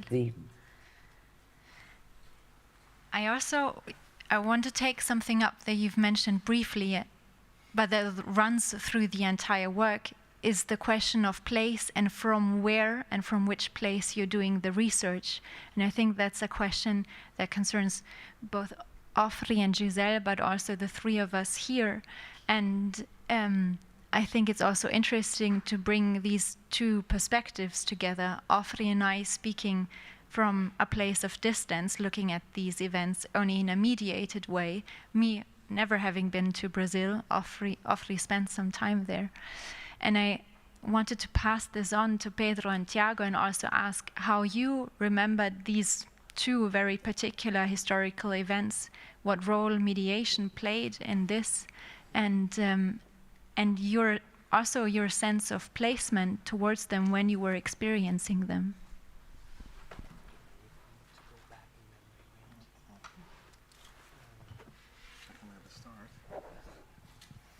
Yes, in a way, I need to go back in memory also, because it's a bit of a traumatic period for a lot of us Brazilians, to be honest, and for me is a big shame, and I find it fascinating that we're discussing this now and looking at the pictures. I'm actually super happy. Thank you for this. But I visited. I was not living in Brazil at the time. So when this happened, I was living in Italy. It was 2022, right? No, 2023. Yeah. Oui, last year. 23, yeah. But we're talking about two events?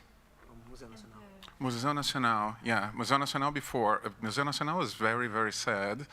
Also, because a lot of the indigenous art and a lot of the ethnographic archives that they have that were forgotten. And specifically at that time, I was in a moment in my life where I was looking into First Nations and indigenous populations in Brazil as a source of research, artistic research for sure, but also existential research and investigating also my own ancestry and how it can be related to that and how no one talks about it ever in Brazil. And I was developing some projects related to bands that investigate that through music.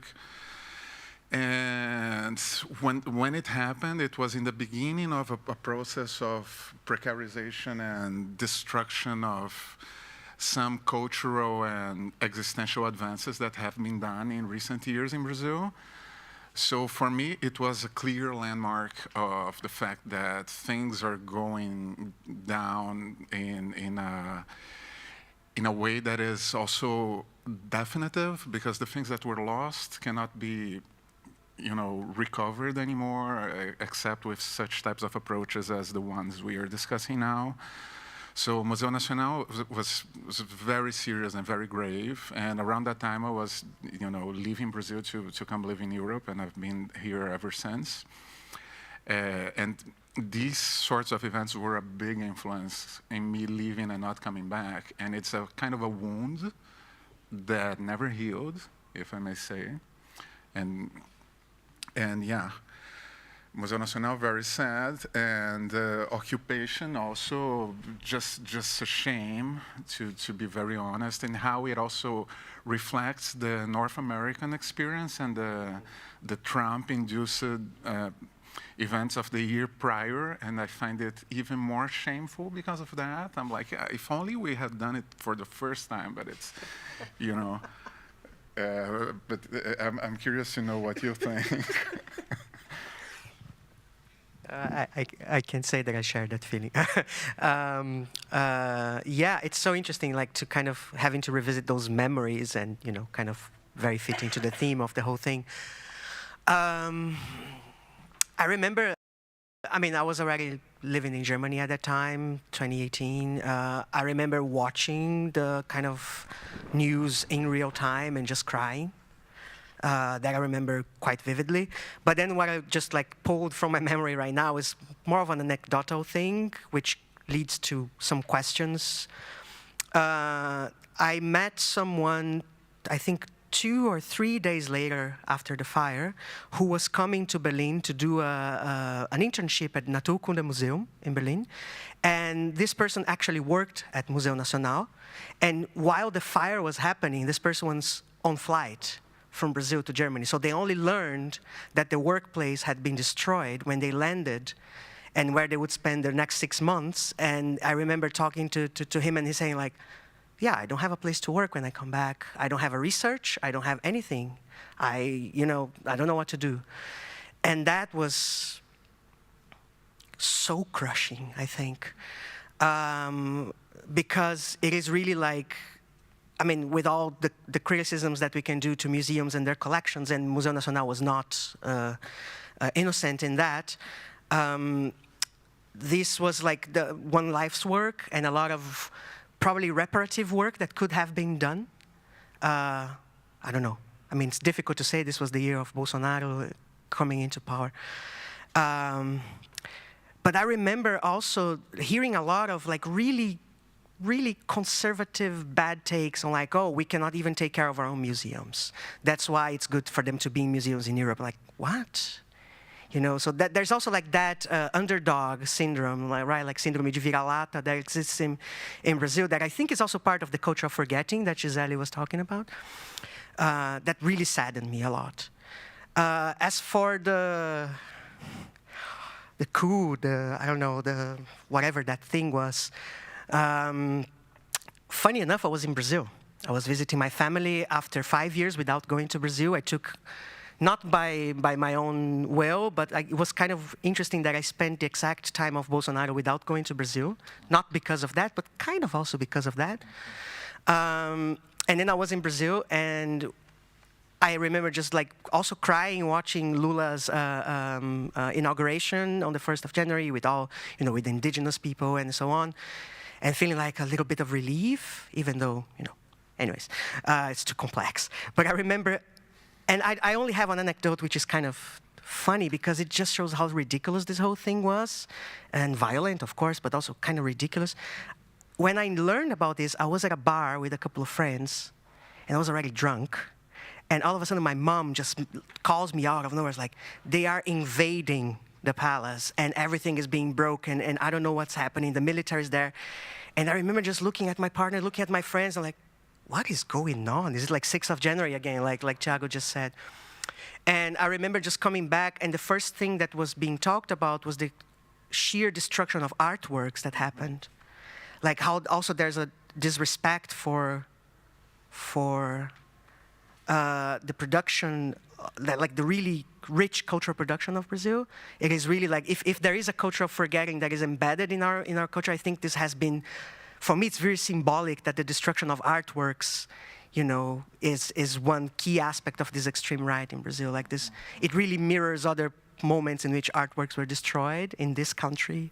It mirrors like the sentiment of being, I don't know, really against anything that really shows a glimmer of a different possibility. So these are my two kind of anecdotes, I think, yeah, from memory.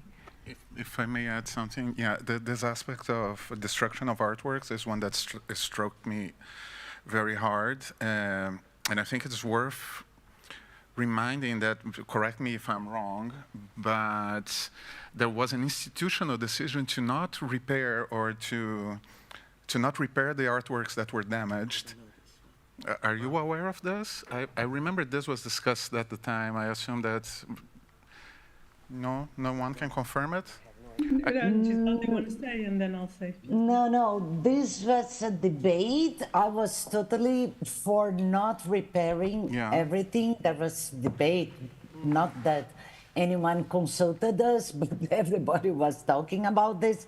But actually what they decided was to restore and those, yes, there was a lot of problems because those images that I worked on, they disappeared suddenly. Unfortunately, we had a copy of this in a public server at the university.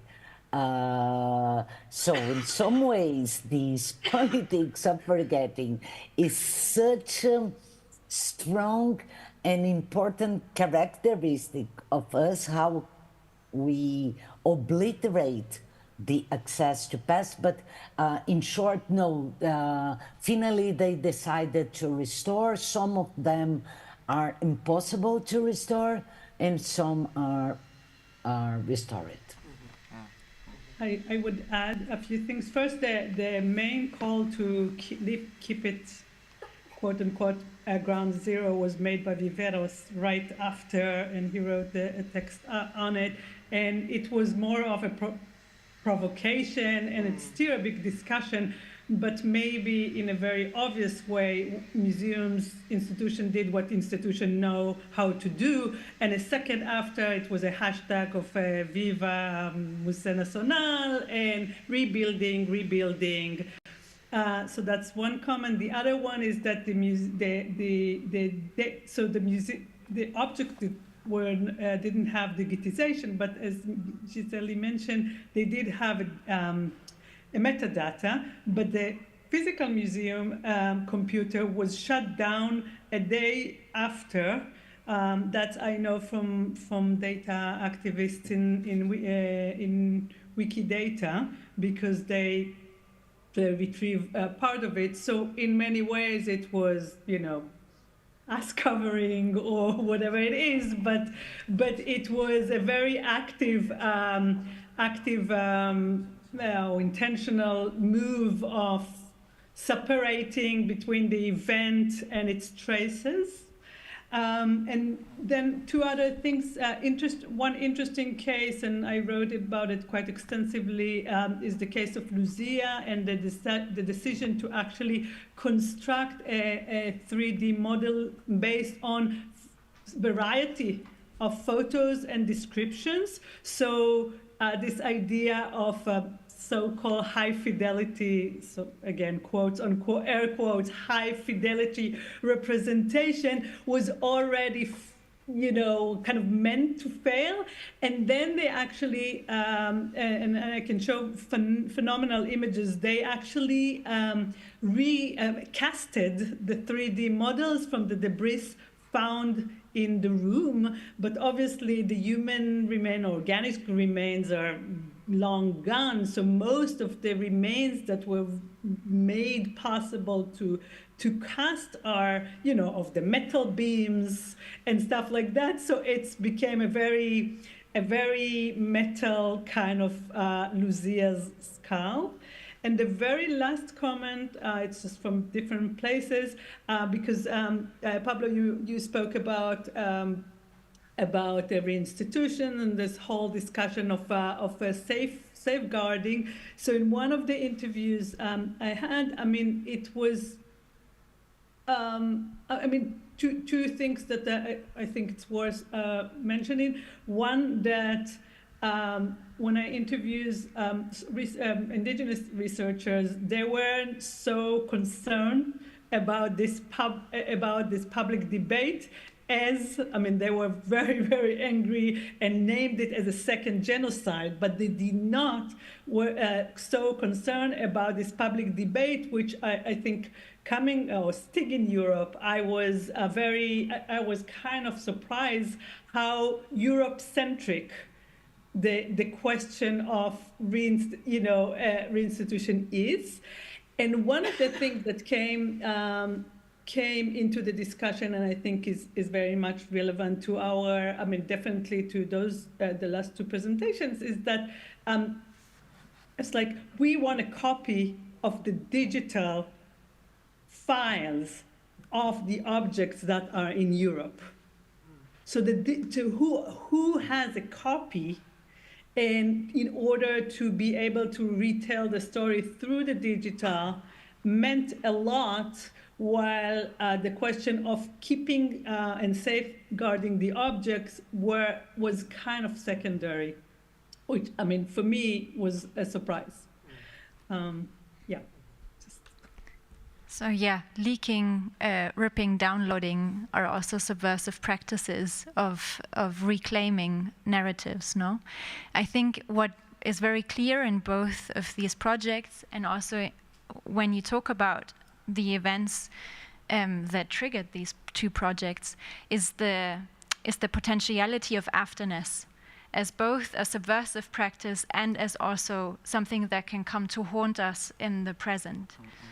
And I think in your project, the emotional residue of an unnatural boundary, this is the sense of afterness that comes to haunt technologies is very present and very precisely transparent in the way you engage with this research project. And sort of also does away with the idea of the digital as a terra nullius, as a nobody's land that is not already interweaved with different politics and hierarchies, hegemonies. I don't know, would you like to comment and describe a little bit the work that you've done for the emotional residue of an unnatural boundary? Yes.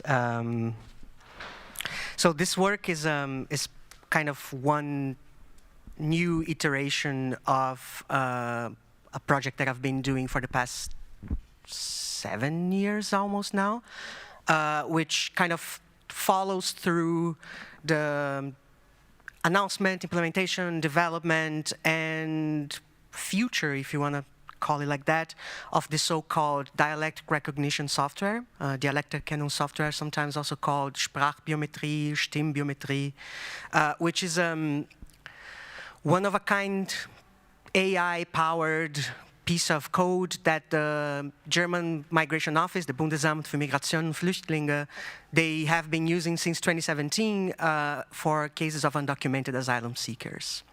So when someone comes to Germany without papers, among the many things that they do to kind of secure identity or to determine someone's identity is to go to subject them to this dialect test. So they go into a room in probably one of the offices of the BAMF, and they speak for 2 minutes in a microphone or a telephone device, and the caseworker, the Sachbearbeiter, get usually a list of probabilities of certain dialects being spoken. And this is used as not hard evidence, so soft evidence. What is it called? Like, so it's a Hinweis, not a Beweis, in court for decisions of whether or not to deport someone. And I've been like both fascinated and horrified by this, and been kind of like trying to follow through what is happening with this software. And I'm not interested in giving a corrective to the software, like asking how it could be made better or how it could actually more accurately identify dialects and accents. I'm more interested in the invention of this as a problem to begin with. So instead of kind of going through the normal route of working, exploring like AI technologies, I'm actually tracing back how the decisions that lead to the implementation of the software actually echo back, so this haunting that Lisa was talking about, how they echo back into Germany's own history. So Giselle was talking about the culture of forgetting, which I find a fascinating concept. I'm going to quote you so much on this, because I'm also exploring this in relationship to Germany's own Erinnerungskultur, this culture of remembrance that exists in this country, and how it is actually a culture of very selected forgettings in here, right? And one of them being these echoes of history in which culminate in the fact that you can determine someone's origin by measuring something that they do with their body, namely speaking, and that the language that they speak actually amounts to their citizenship. So the idea that origin is to be found in the body and that origin equals to citizenship. That is the umbrella of the project, and this specific work that Lisa asked about, the emotional residue of an unnatural boundary, which is a Gloria Anzaldúa quote, by the way, 3rd time I talk about her today. It comes from this tracing back of these echoes and really chance encounters. So I was in residency in the Akademie der Künste in Berlin as part of the Junge Akademie der Künste, part of the program called AI Anarchies. And if you can pull the image from the exhibition. And I was a guest in the sound studio that they have at the Akademie der Künste in Berlin. And by complete chance, I was not like looking for specific instruments or anything that were there. I was more interested in using the facilities to kind of mix and to work with some recordings. But the director, Malte, he was giving me a tour of the studio, and then he showed me, he's like, I'm now going to show us our little treasure. And then he opens this door, and then there's this like really, really clunky synthesizer there. And I mean, I like synthesizer, I like instruments. So I was like, oh, interesting. But, you know, in another, I was looking at it in another register. And then he's explaining to me it was built in the GDR in the 60s and so on. And I'll go to the details later. And then when I look at it, it's actually written on the panel the kind of filter that it uses. I'm not going to get too nerdy on filters here, but basically, the filter that this synthesizer has the same design that the filter of the dialect recognition software uses. So it's kind of like it's tuned to the same frequencies.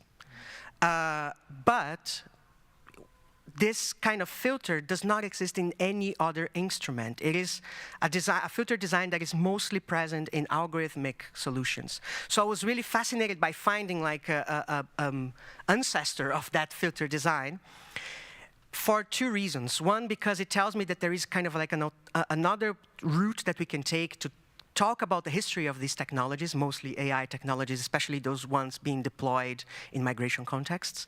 And second, that it allowed me to listen to how this filter sounds, because of course this algorithm is not accessible to the public. So I started working with this synthesizer as basically I don't want to say living archive, but kind of like an open archive, to borrow from the earlier presentation, that allowed me to kind of model the ways in which the software could work. So I started tracing a little bit the workings of this filter and seeing how it echoes back into the design of the filter of the algorithm. But then, because history is this weird thing, I started looking at how this synthesizer was built and the context, etc. So it was built in the beginning of the GDR, so in the beginning of this, between 1954 and 1964. This specific one that you're seeing is from 1964. And it was part of the RFZ, so the radio and TV kind of central in the DDR in East Berlin, in Adlershof. And this was part of an experimental research lab that they had at the time, which, lo and behold, was called Labor für akustisch-musikalische Grenzprobleme. So for those non-German speakers, so the laboratory for the boundary problems between acoustics and music. But in German, the word Grenze means both boundary and border. So they were really interested in also like in this kind of border situations that were so kind of echoing, again, haunting the history that I was working with. And so then I went into this kind of crazy archival research on the history of this synthesizer specifically, and the Labor as well. And by looking at the exchange of letters between the director, Gerhard Steinke, who still lives, I think, I found out that this was part of a big program of the GDR to introduce sound art and experimental music as part of what would make the ideal citizen of the DDR. So for me, this was also an echo with the history of the dialect recognition software, in which you are always trying to kind of build the idea of what a listener or what a citizen, a good citizen or an ideal citizen can be. So this echo for me was really interesting to work with because, you know, of course, serving different purposes and for different political projects, this was both in case in which listening kind of shaped notions of citizenship.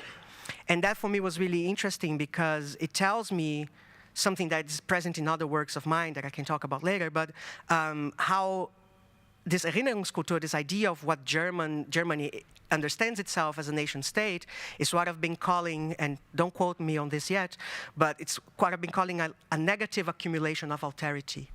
So it's really like defining itself by defining the violence that is bestowed upon others. Right?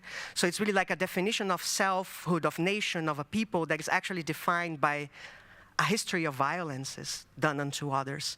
And this violence is happening now with the software. It's only expanding, it's being like billed as a success case, and it's not. And it's a really violent thing because it's really deciding whether or not people get to stay based on the languages that may or may not speak. And languages are this very finicky thing, right? So just to conclude what I did in this, what you're seeing, so I brought the synthesizer to the exhibition space. Luckily enough, the exhibition was also in the Akademie der Künste because this thing cannot get out of there. It's a historical object. And then instead of playing the synthesizer, what I did was to work with the physical space of the inside of the synthesizer. So I had two transducers, two exciters placed inside the synthesizer. And when you came to the exhibition space, what you listened to was actually a singer friend of mine, Eche Junli, trying to mimic with her throat the sound of this filter. So you're basically hearing the body, the physical body of the synthesizer reverberating with the sound of a human voice and kind of like really blurring these boundaries between like mimicry and, I don't know, poking fun at it, but also like really expanding what is a voice, what is language, what can a voice do, what can a body do. And I think that's enough, yeah. Thank you. It feels like you're digging into the subconscious of this technology. No, it's a bit like the digital subconscious of this machine that you're digging into. I prefer to call it a haunting, I guess, because I'm also working a lot with the image of the specter, the spectral. I mean, what a filter does is basically to work with the spectral of like the spectral composition of a sound. So I like haunting a little bit better because it has this kind of like a uncanny character to it. Yeah. I want to pick up on listening as a practice that is always already spatial and relational. And also as a practice that is inherently present when it is being practiced. And ask Thiago about his work with listening as a way of presenting also, I guess, and how you navigate between the notions of afterness and the present in your practice, both as we were already talking, both as a neuroscientist and as an artist. Yeah, that's a great trigger. Thank you very much. But yeah, I have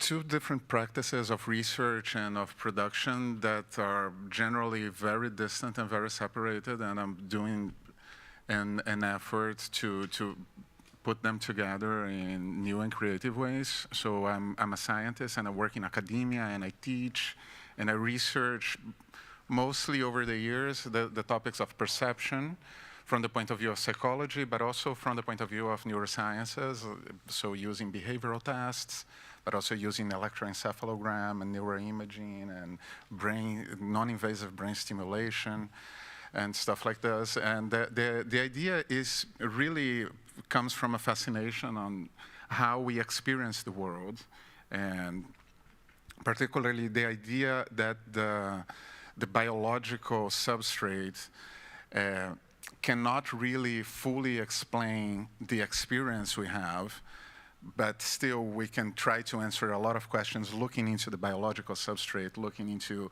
photoreceptors in the retina or cells in the inner ear.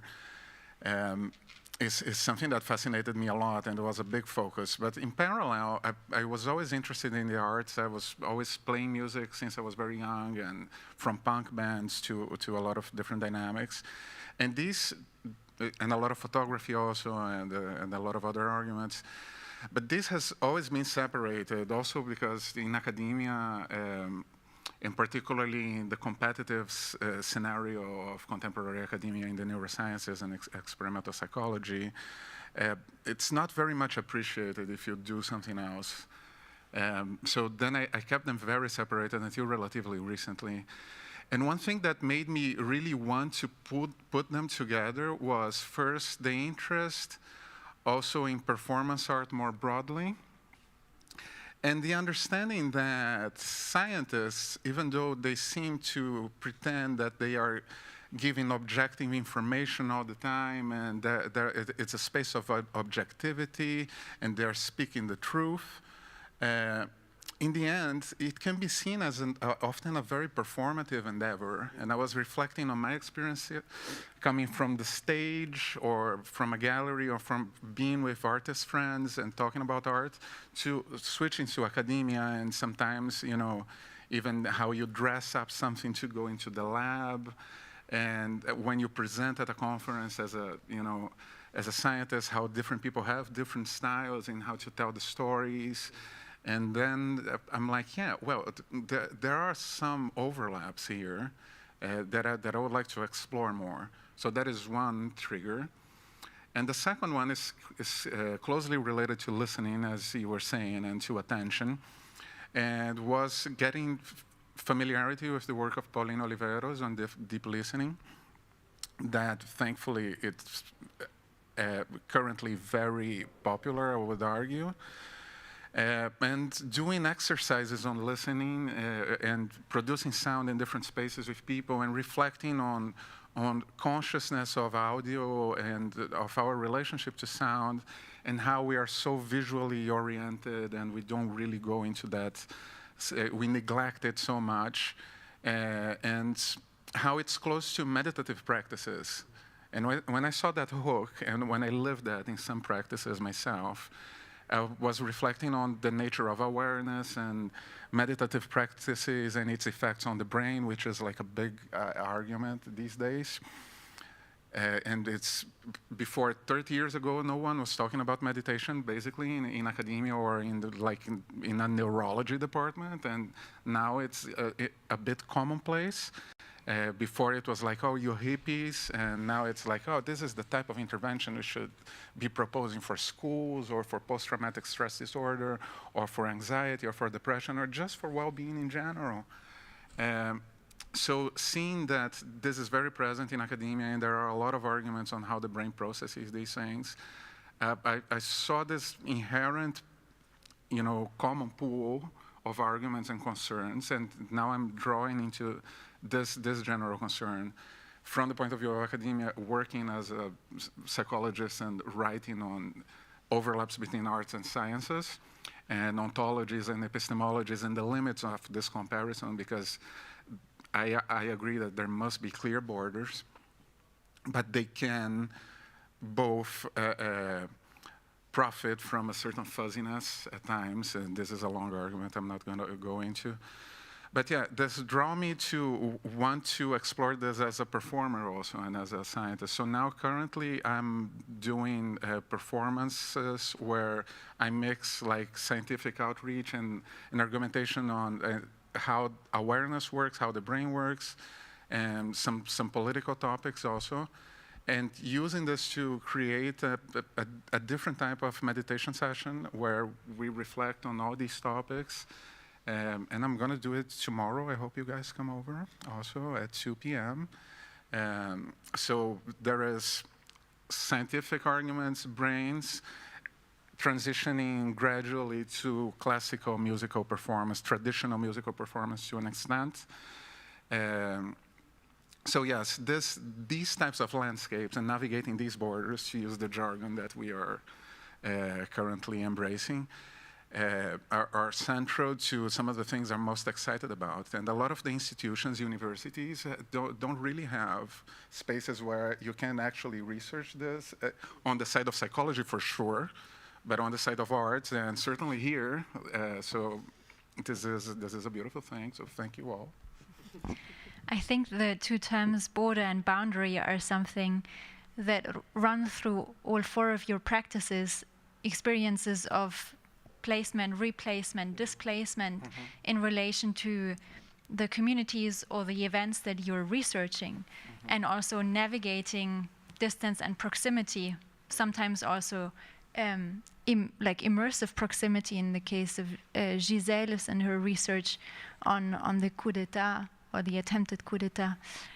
And I think that's, I wanted to at least close the moderated part of this roundtable with a question to all of you, and ask about your experience of running up against these disciplinary borders, as well as and getting stuck with these disciplinary borders, and also navigating the geographical and national borders across which your research extends in many cases.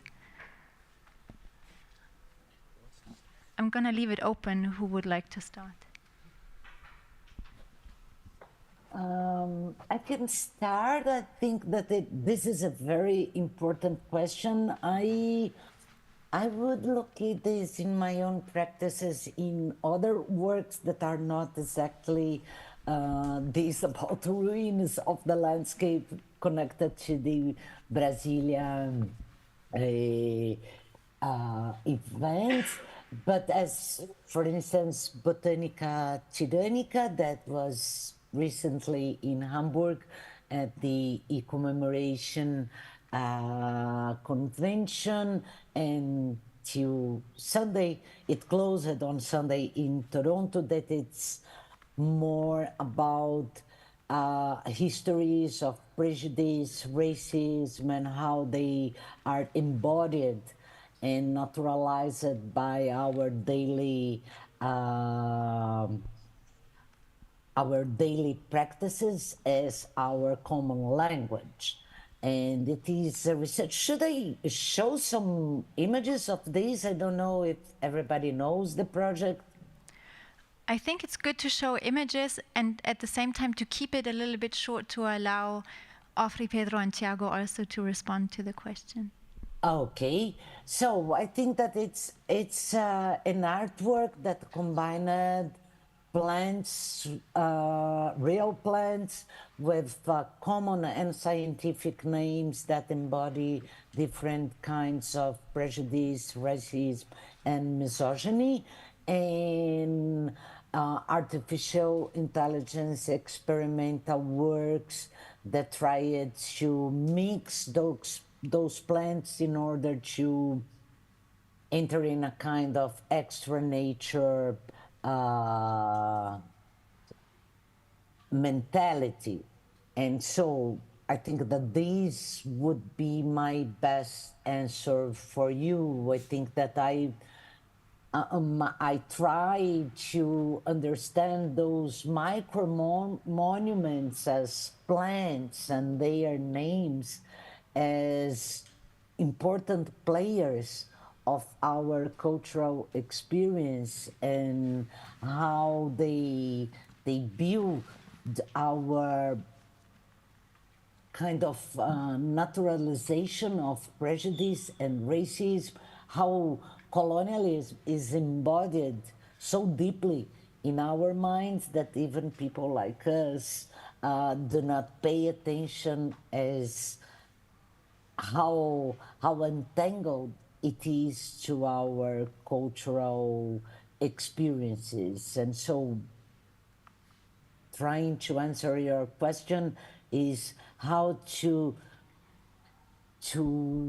take as point of departure those visibilities that became invisible by our daily lives, those different kinds of oppression and racist discourses that we reinforce through our cultural experience. Maybe to stay in the terminology of plants and flora and fauna, there are also forms of pollination across disciplines, borders, that can be subversive and productive and generative. I don't know if I can add just. I think I'll start saying by something really silly, but then explain why. I have no respect whatsoever for disciplinary boundaries, the same way that I have no respect for borders as a concept. So, but I think, I mean, of course, this does not come out of my own mind, but I was lucky enough to study in a university in Brazil that allowed me, exactly because of its precarity, so again, like really crazy situations, allowed me to understand that boundaries are there to be crossed. So I was lucky enough to have professors and mentors that have guided me through this kind of like undisciplinarity, so to speak. I actually studied graphic design in Unesp in Bauru. Yeah. So I was a student of Dorival Rossi that Giselle might know from, I don't know, 20 plus years ago. And so I think I carry that as an ethos of my work, which kind of informs your second question, like how to deal with things. I mean, it's so interesting to be in this panel being like full of Brazilians, and then you have someone that is not Brazilian doing work about Brazil, which is beautiful, and you have a Brazilian who's not doing work about Brazil, which is me. And I think that comes with the fact that I've been living in Germany for 15 years of my life. So 1/3 of my life I've been here, a little bit more than 1/3 actually. Or less, I don't know, I'm bad with math. But this idea that you always have to be the native informant, right? And not only that, but also the fact that when I was here writing my PhD, which was about Brazil, I was constantly kind of confronted with this idea that, you know, when you talk about colonialism, coloniality, all these things, that they only happen there, right? And I was really interested in bringing this discussion here and seeing, like, again, these hauntings, these echoes of all these colonial remnants that are so much present in the ways that I mean, this whole project of the European Union lives by, right? So it was kind of like also trying to go into like, no, I'm here. I'm going to do work from here, about here, right? So it's like being really in a place, but kind of always like channeling a little bit what I learned home. So, yeah.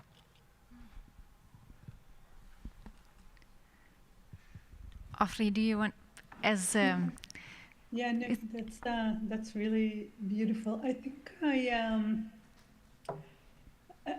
I mean, two things I would say. First, for me to work in kind of multiple kind of engines is kind of trying to move away from the question of what happened. So tomorrow night I'll present other projects about Brazil, but in Brazil is a very clear example, right? There is a research. I know there is a research. While writing it, I knew that there are many other researchers that being written at the moment at that very subject.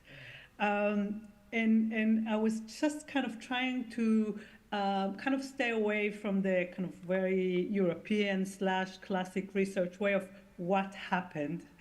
And kind of thinking that's a kind of a Peggy Pahan term about performance, that performance is what takes place.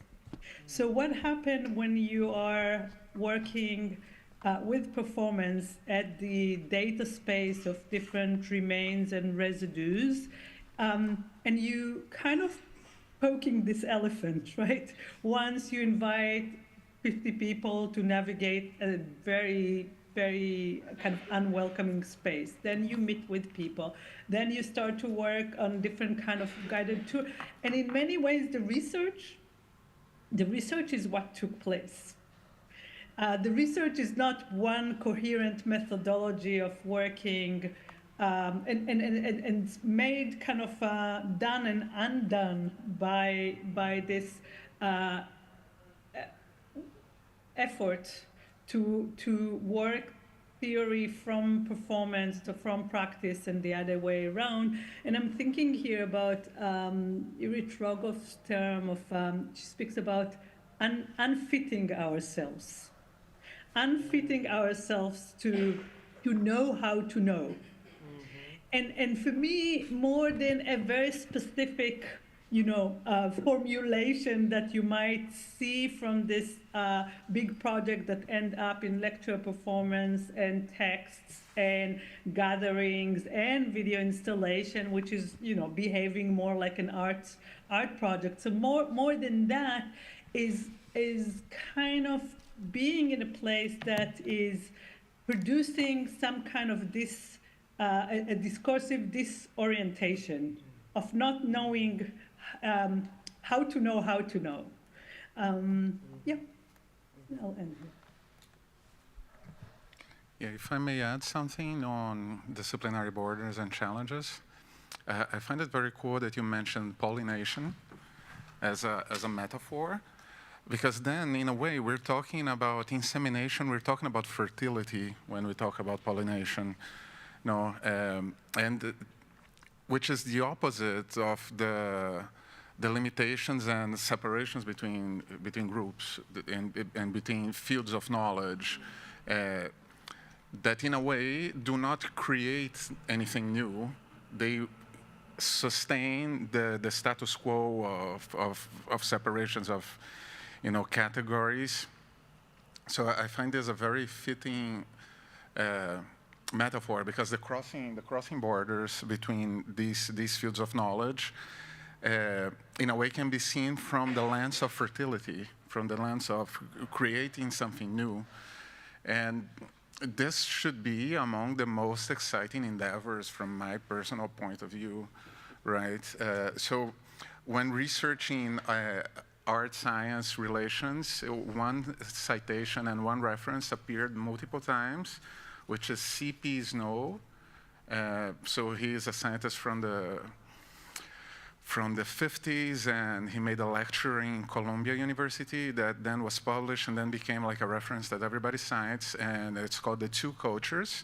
And it talks about from his point of view, grave and potentially irreconcilable differences between the sciences, and here we're talking about like harder sciences, and the humanities. Like, he doesn't even really talk about art much, and that is already a concern, and it's a boundary that is hard to cross.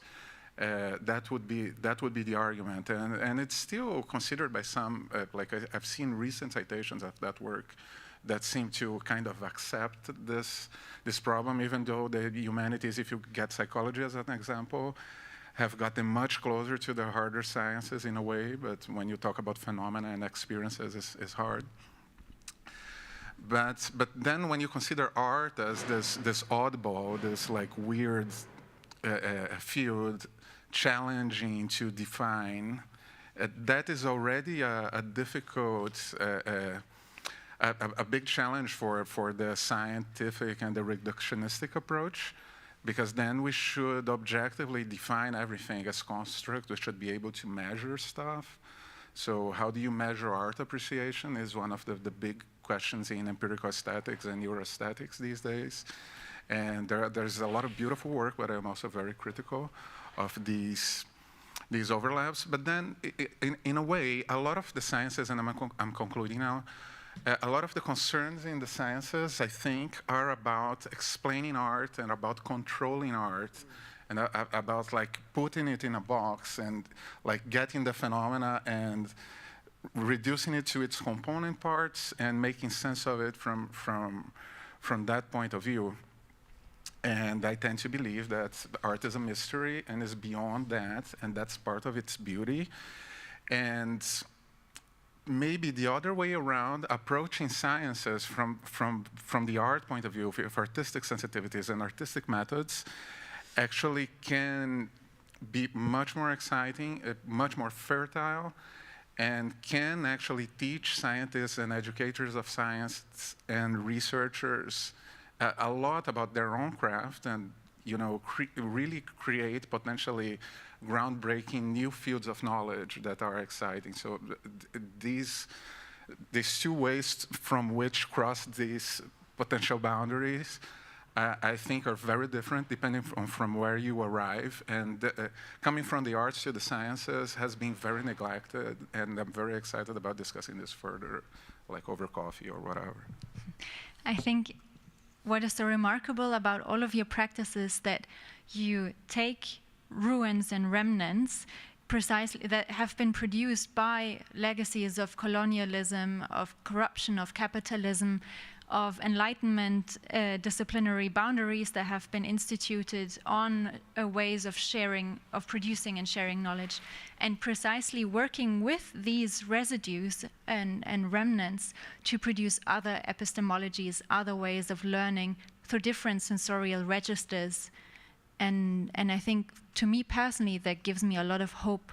I feel like, given the circumstances we're talking under, ways of learning to inhabit ruins are one of the most urgent tasks we're facing today. And I think all of your four practices in different ways make me more hopeful to look into a future that can inhabit the ruins. At this point, I would also like to open the conversation if someone would like to add questions or to close up at this occasion, unless one of you. Maybe that's a good point then, to end on time. Thank you, Ofri, Giselle, and Pedro, and Tiago, and thanks to all of you who stuck around for this round table. We're going to have a break now to get some food, and we continue tonight with the screening of Giselle's film Domingo no Golpe and Bruno Moreschi's Acapulco. And tomorrow, as we already indicated, Tiago will perform in a sort of like a reset in the middle of the conference at 2 o'clock in the Media Theatre, and Ofri will show her lecture performance in the evening, and Pedro will be closing the symposium on Saturday evening with his sound performance. So we're also a very luxurious roundtable that each of these practices have the space to also be shown individually. And I hope this was an appetizer to come again then. Giselle. Great. Lisa, let me add something. The documentary is by myself and Lucas Bambosi. It's all right in the video, just to make clear, because it was a lot of work together, and just to put him inside the conversation. Yes, thank you. That's very important. Thanks for the ad. That's it. Thank you.